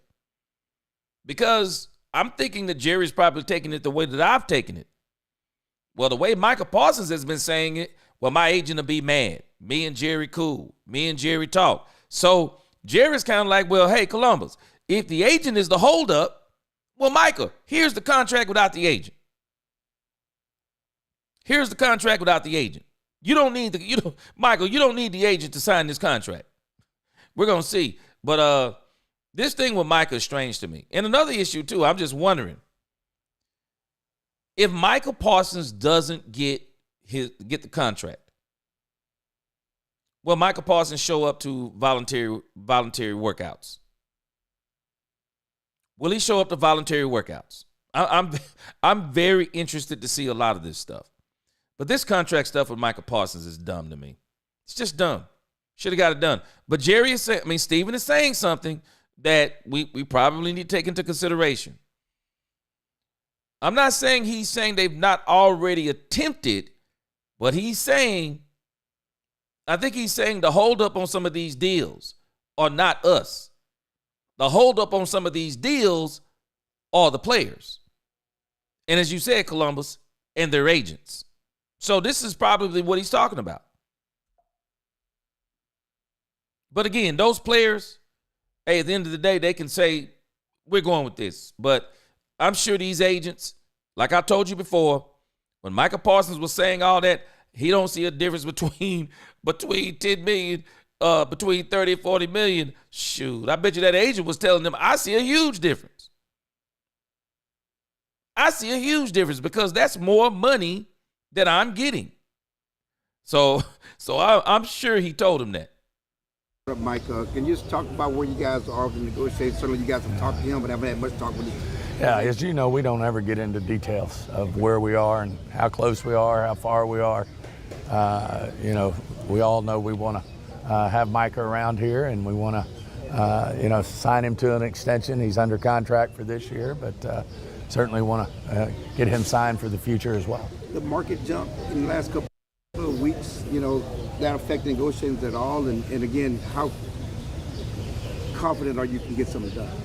Yeah, I mean, we always have confidence we can get things done. I mean, I know some people may argue timing and when you do it, and, are you early, are you late? That's not something that's really affects us at all. We just ultimately, it's about finally the results and getting things done. And certainly as we move forward, we'll continue to look at that. I mean, we obviously feel like, we've drafted well over the years, and that's why most of our big contracts are going to players that are homegrown and we drafted.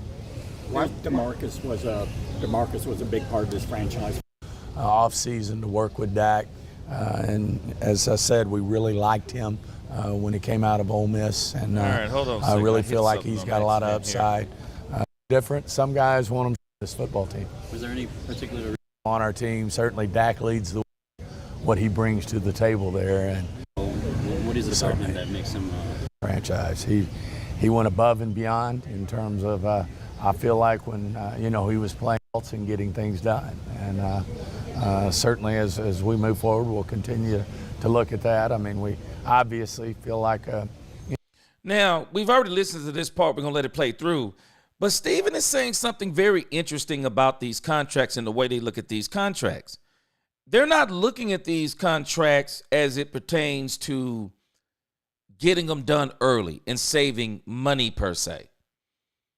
They're just looking at these contracts as a matter of getting them done. And that is the thing that they really need to change, because they're not leaving money on the table. They're taking money off the table by not getting deals done early. The Cowboys have got to learn to set the market. They have to learn to set the market rather than allowing other people to set the market, and then the Cowboys wind up signing their players at the top of the market. It just doesn't make sense to me to sign Michael Parsons for an extra $10 to $12 million extra. Now, on top of what he said, we got to keep in mind, Michael Parsons is already signed. And I don't believe the Cowboys are going to risk letting Michael Parsons play without being signed. And, well, I shouldn't say they're not going to let him do it. I don't think he's going to do it. Even though he's signed, I don't think he'll play. I don't think he'll play if the I think he'd be willing not to even play if the Cowboys said, we're going to wait until next year and you're going to play out your fifth-year option. So, but I think the Cowboys don't do right in this area. They got to start being smarter than this. I would be doing Deron Bland now. I would be doing Ty Smith now. I would even do Brandon Aubrey now. I would be doing these players early so I can set the market. Because if the Cowboys say that they look and see where the markets are going to be, well, then if you know that information, then it would behoove you to go ahead and get these players signed. Because if you know it's going to go up exponentially, 25 to, $20 to $25 million, it's more money you have up under the cap. You know, we've drafted well over the years, and that's why most of our big contracts are going to players that are homegrown and we drafted.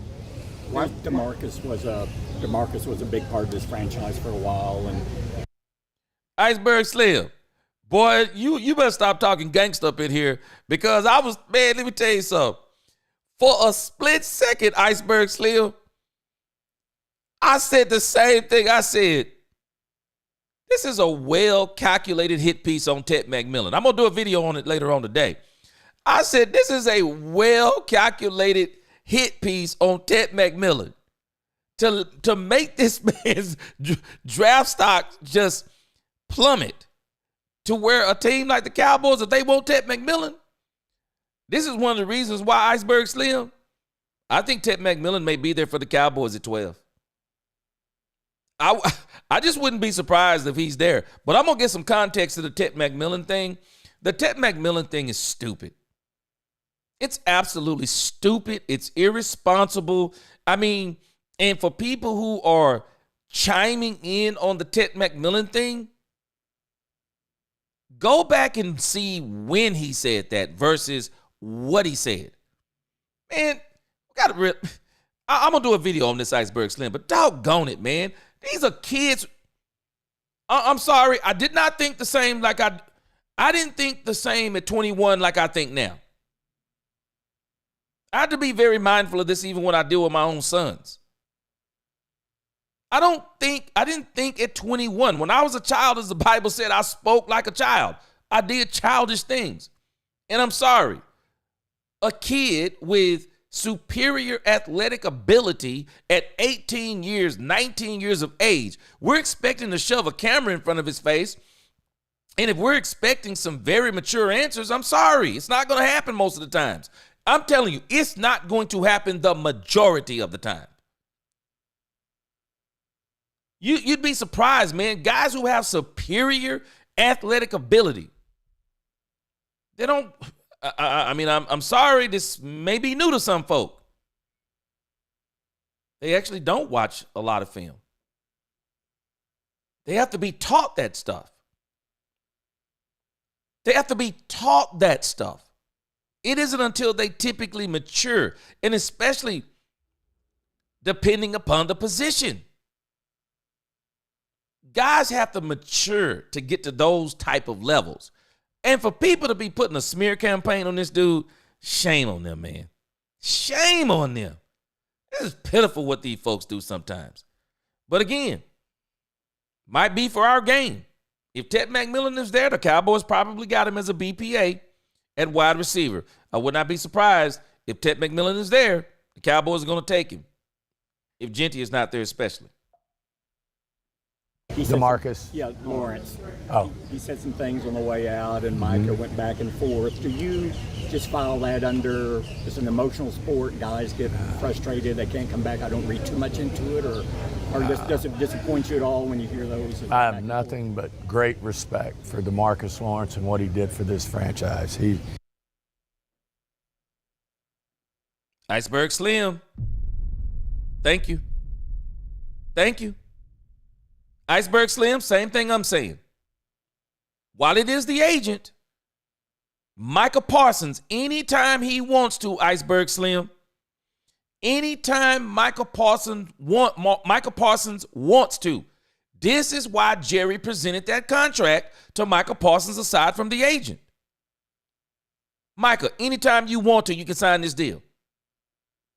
You don't have to wait on your agent. You can sign this deal, Michael. And I'm sure Jerry is probably giving Micah Parsons a monster deal. Now, I'm not so concerned about that front number. It's the guaranteed money that I'm going to really have my eye on. I don't care what nobody says about a $200 million deal, because if you get a $200 million deal and only $100 million guaranteed, well, I got news for you. You're not seeing $200 million. he went above and beyond in terms of, I feel like when, he was playing here, I know there were years he could have easily gotten surgery or those type of things, and he played through them, and he was a warrior. And I have nothing but great feelings about DeMarcus Lawrence. Let me tell you something.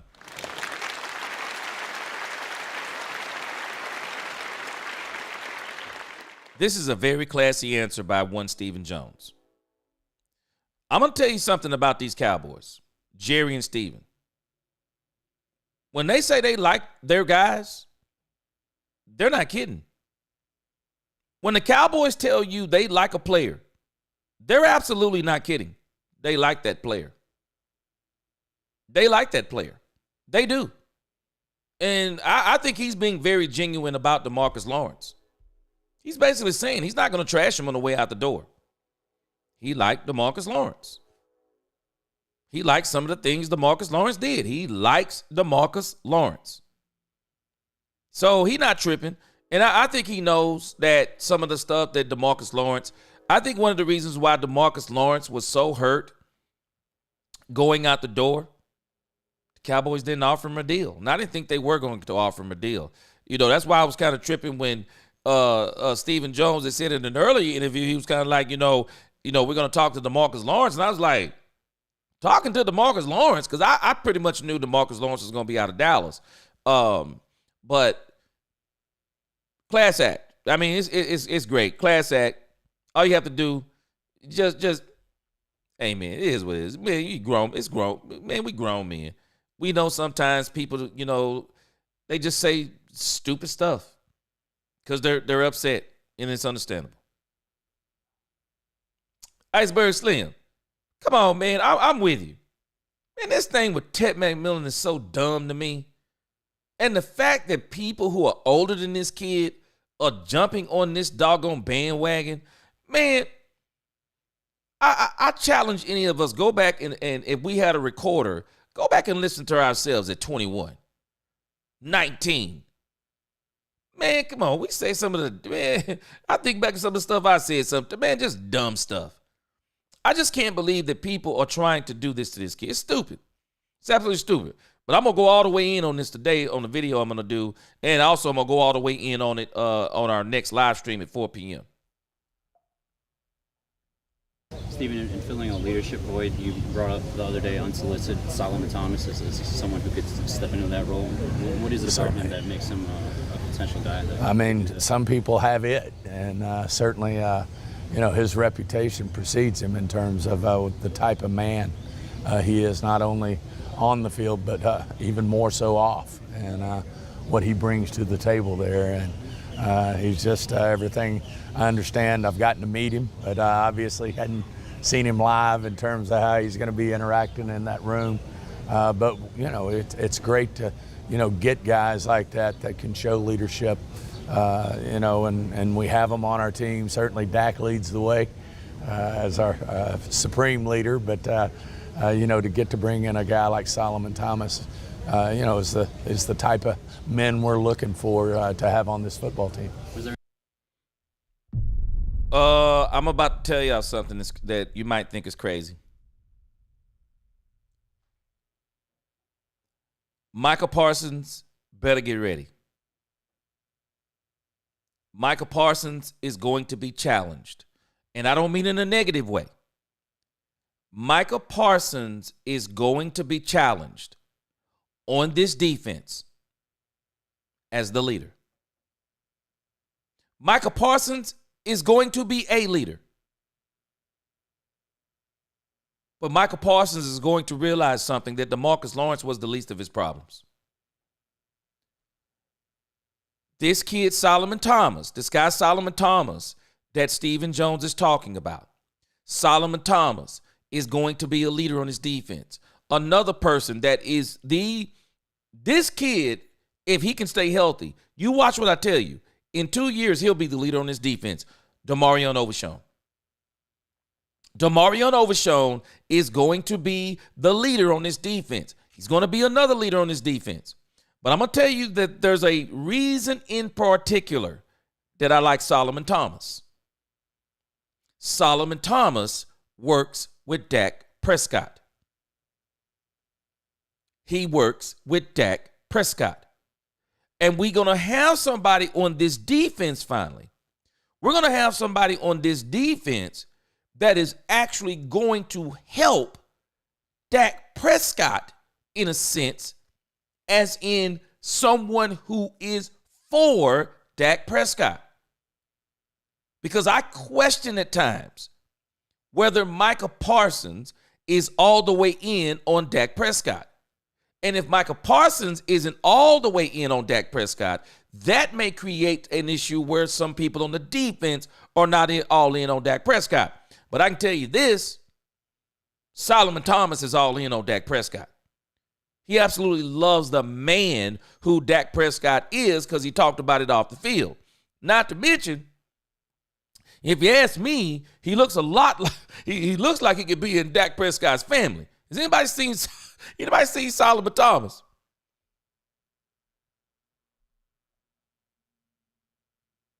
If you just glanced at Solomon Thomas, you would think he was Dak Prescott.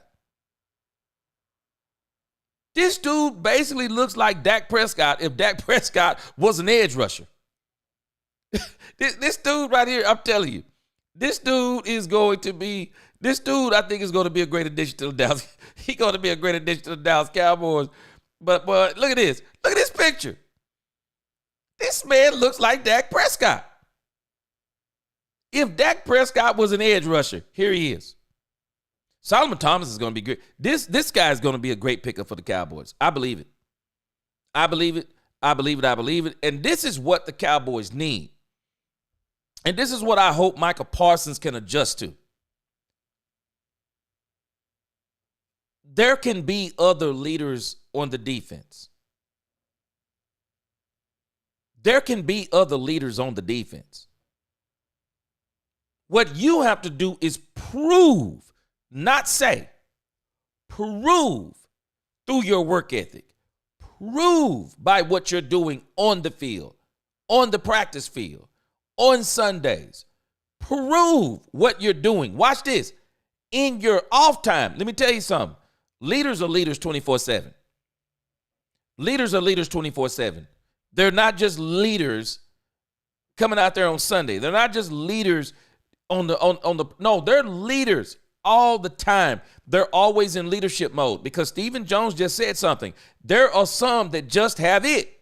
He's saying that Solomon Thomas is one of them. I love this addition. I love this addition, especially when you got a defensive player who loves the quarterback. I'm telling you, you might not understand how important that is. That's the type of defensive player that goes to the quarterback and say, we got you.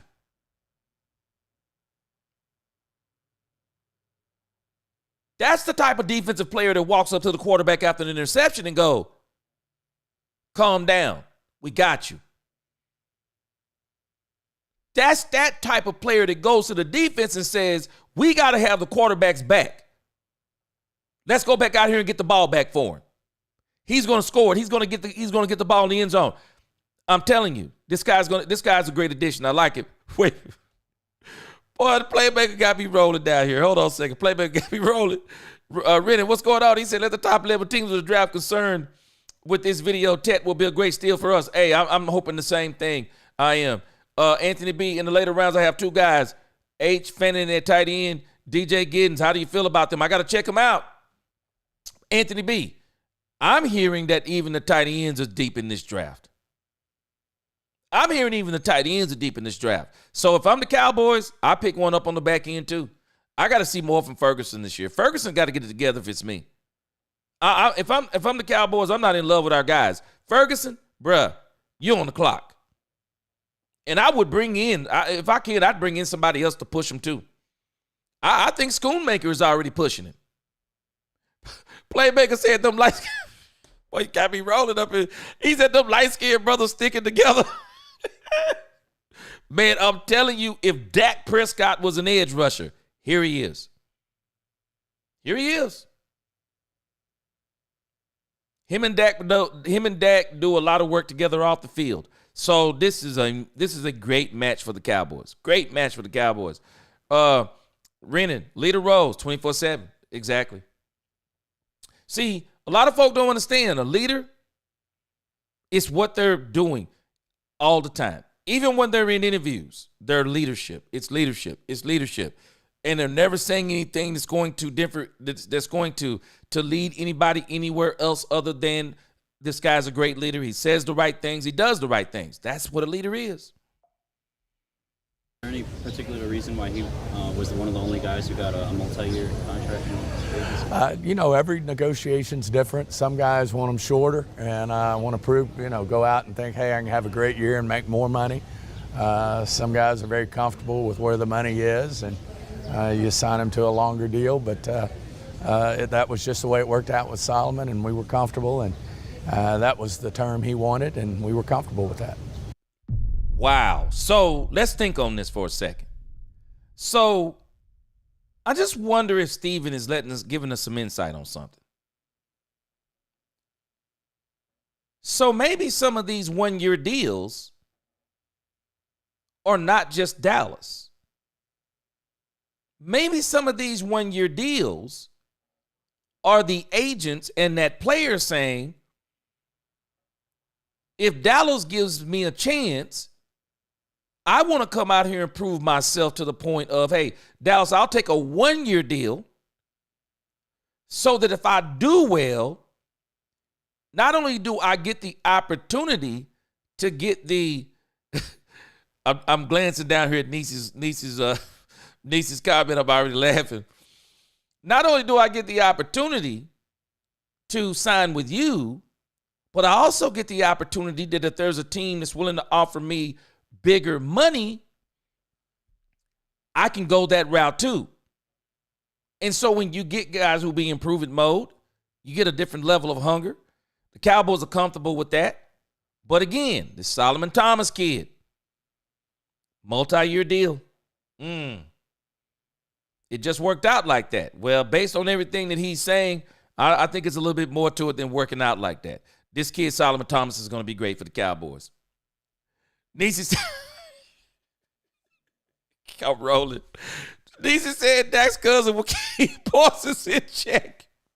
He won't be talking trash on that podcast. Hey, Niecy, you know what, though? What you saying is funny.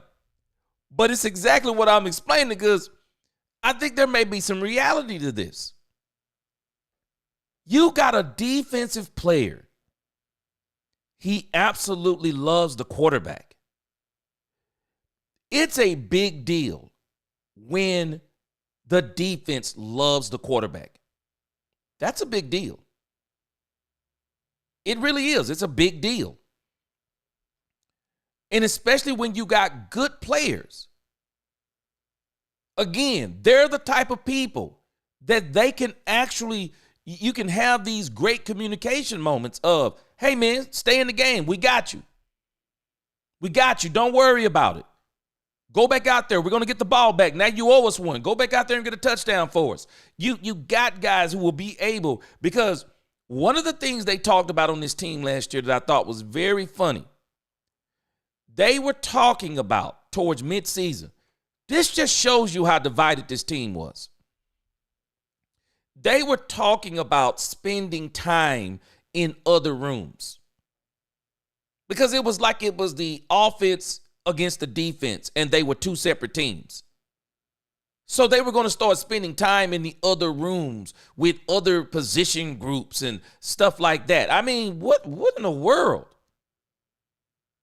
And I even said this last year. It always seemed like to me with Mike McCarthy here, it was two different teams. It was Mike McCarthy in the offense, or Mike McCarthy and Kellen Moore in the offense. And then it was Dan Quinn in the defense. It was like we had two different teams. And like these two teams were not really on the same page. It's like they're both playing two different games rather than them both playing one game. So hopefully this season, we're going to see a team that's playing a complete game. A complete game. A team that's saying, hey, man, we're playing this game together. We're trying to win together. Offense, we got you. Offense, hey, defense, We got you. We're going to put points on the board. Y'all hold them to no points. Defense, y'all put points on the board. We're going to hold them to no points. Defense, you made a mistake. You got beat. Don't worry. We're going to get those points back.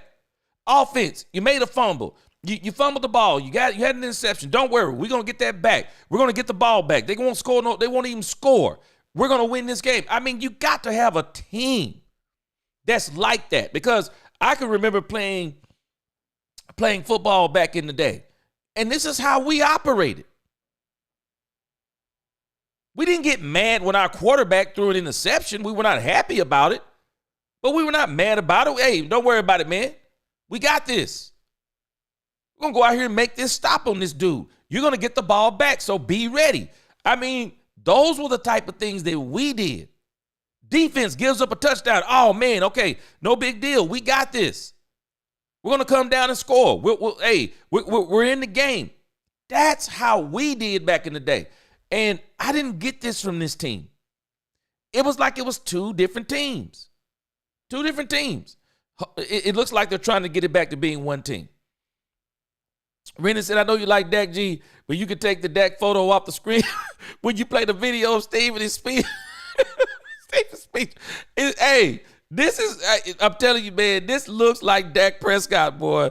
If Dak Prescott was an edge rusher, man, this dude look like Dak Prescott. But, okay, I'm hearing something now. They're high on Solomon Thomas. Very interesting. They're high on Solomon Thomas. They are. And I like him in the locker room too. I liked his interview. When we played it on the channel a few weeks ago. But let's finish this up with Stephen Jones. Is it unusual that you guys will talk more to Michael personally than his agent? Can you talk about how that's... You know, all those are different, Clarence. I mean, we've had them from, and all these players have great agents too. I mean, we deal with agents all the time. Dak was one of those guys who wanted us, when it was business, to talk to his agent. We had Zach Martin, we've had Jason Witten, we've had Tony Romo, we've had DeMarcus Lawrence, as you talked about, that like to come up and talk about their business. And certainly we've got an open door policy when it comes to that, but we also have respect for representatives as well. Niecy got me rolling up in here. Niecy said that's dark side Dak. Niecy said Solomon Thomas is dark side Dak Prescott. Hey, you exactly right. Boy, I'm telling you, them dudes look like they could be brothers. But, you know, Stephen Jones is saying something here. Micah Parsons, I'm just telling you why this thing with Micah Parsons and this contract without the agent, because now here's Clarence talking about it. Because Micah Parsons created that atmosphere. See, Dak Prescott never speaks outside of his agent. Micah Parsons, if we pay attention, he's been speaking outside of his agent. And that's why Jerry and Steven, they feel comfortable offering him a deal outside of his agent. Why not? Micah Parsons has been going to He's been going to ball games with Jerry Jones. He talks to Jerry Jones all the time. He tells us I talk to Jerry Jones. That's my dog. That's my uncle. I've never heard a player talk like that. I've actually never heard a player talk like that. It's strange talk to me. But that's how Micah Parsons has been talking. And so the reality is, Micah Parsons set this precedent. He set this precedent of talking outside of his agent. And so they feel very comfortable talking to him outside of his agent. Why wouldn't they? Why wouldn't he feel comfortable doing it? We set these precedents sometimes in our own life. I remember when I was a child, one of the things that I got in, it only took me one time. Don't worry. It only took me one time, because after I got a whooping, it only took me one time. But the one thing that my dad got onto me about when I was younger, don't try to talk to me, or don't try to go to your mama talking outside of me so you can get what you want from your mom without asking me. Or don't ask me something and I tell you no, then you go ask your mom and she tell you yes. My dad liked for me to talk to them together. Talk to them together because they stayed on the same page. Parents stay on the same page. That's the goal when you're dealing with your children. One of the worst things you can do is when you get a child who he's either trying to play the parents against each other, or he'll go to one parent when he wants something, or she'll go to another parent when she wants something. And that kind of creates this, it's kind of like you almost create an issue where people are against each other. You need to be on the same page, and a player and his agent need to be on the same page. It is the agent's job to get what the player wants. It's not the agent's job to get what he wants. It's not the fact that he's not trying to get all the money that he can get for his player, but he also understands the more money I get for my player, the more money I get. So that player and that agent needs to be on the same page. And it is crazy to me. It's crazy to me that they're talking, that Jerry and Steven are talking to Michael outside of his agent. But Michael created this atmosphere because he started negotiating his contract in the court of public opinion.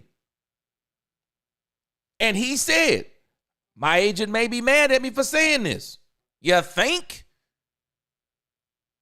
There's a reason why they feel comfortable doing this. This isn't a Jerry and Steven thing. I know some people want to make it into a Jerry and Steven thing. It's not. It's not. This is a Michael Parsons thing.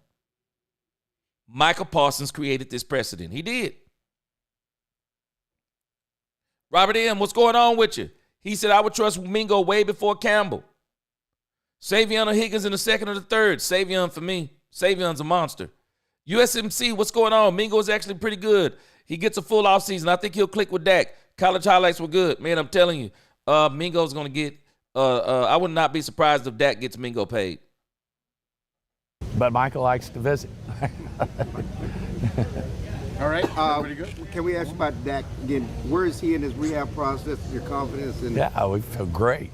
I mean, no one's going to do it more neater and completer than Dak Prescott. I mean, he's coming along ahead of schedule, as you might imagine. But he'll have some limitations here in the off season, but nothing that's going to affect him as we move forward into next year. Does his injury history make finding a backup quarterback like Cooper that can win games even more important? I mean, any quarterback can have injuries. They're sitting back there, and you can have something unfortunate happen. So it's always important to have good backup quarterbacks. And as you said, Cooper did an amazing job and was able to win a lot of games for us, stepping in for Dak. So certainly backup quarterbacks are important in this league. Would you prefer a veteran or a rookie, or how do you look at that? I think it all depends. We'll continue to evaluate what we think's in our best interest to come in here and compete with Greer. And we still got work to do on that room, as you mentioned. And we'll continue to look for what's in the best interest of our football team.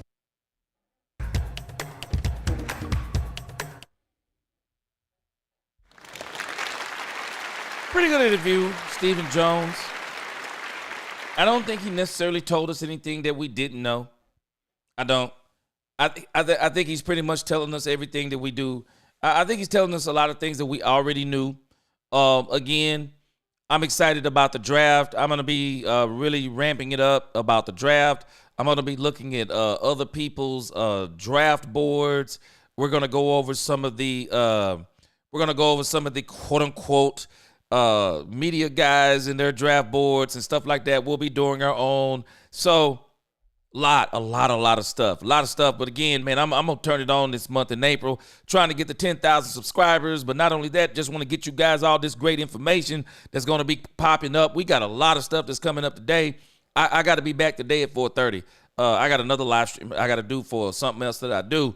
But for sure, it's so much information out there, man. I'm hitting the ground running in April. I'm just coming with y'all just get ready. You're going to be seeing me all over YouTube. All over YouTube. Jigga Man, what's up? Yes, sir. Appreciate you. Oh, C. Burleson said he done caught on to something with Stephen Jones. He said every time Stephen Jones touched them classes, he lied. Hey, I'm just telling this man, I think he spoke pretty much truth today, C. I don't think he's telling us anything we don't know. I don't think Stephen is telling us anything we know. We don't know. I just think he's just been speaking, just think he's been telling us what we already knew. And even with the Michael Parsons thing, man, everybody think this is odd. Can we think back? This isn't odd. All Michael Parsons has been talking about. Yeah, Jerry, my dog. Jerry, my guy. My uncle. Did I not tell y'all that I thought it was odd how much that Michael Parsons advocates for Jerry Jones? I'm like, this is odd stuff. So again, it's no shock. It is no shock that Jerry offered this man a contract outside of his agent, because he's probably saying, we've already kind of settled on this. It's your agent who is wanting this, this, and this. Man, you can sign this thing without your agent. But again, Michael might be playing both sides of this thing, because he could just go tell his agent, as Iceberg Slim said, tell your agent to sign the deal. Hey, well, let's get this thing signed. I'm ready to get this thing signed with Michael Parsons myself. I'm ready for this thing to get to going the way it's going. C. Burleson, he said, yeah, G, love your content, bro. Appreciate you, man. Yeah, be rolling, bro. C. Burleson. Yeah, be rolling. Top Gunner, what up? Yes, sir. Appreciate you. Appreciate you. Hey, we gonna really, man, we gonna be doing it. We gonna be doing it tough, man. I don't like to drink a lot of coffee, but I'm gonna be burning this midnight oil. I gotta get it in, man. Love Cowboys Nation. Love the Dallas Cowboys. Hey, God, family. Some people say faith, family, and football. Not for me. It's faith, family, and the Dallas Cowboys. All that other football is fine, but it's the Dallas Cowboys for me. God, family, and the Dallas Cowboys for me. So again, hey guys, I'm about to take a break. Got a couple other things to do. I'll see you in about 3 hours. 4:30. Yes, sir. Y'all make sure y'all come in. Share this content. Yes, sir. Pure Gaming. Schoonmaker, count your days. All right, guys. Hopefully we won't have no internet problems when we come back at 4:30. Until the next time, let's talk Cowboys, where we talk facts. Appreciate y'all rocking with me. Peace.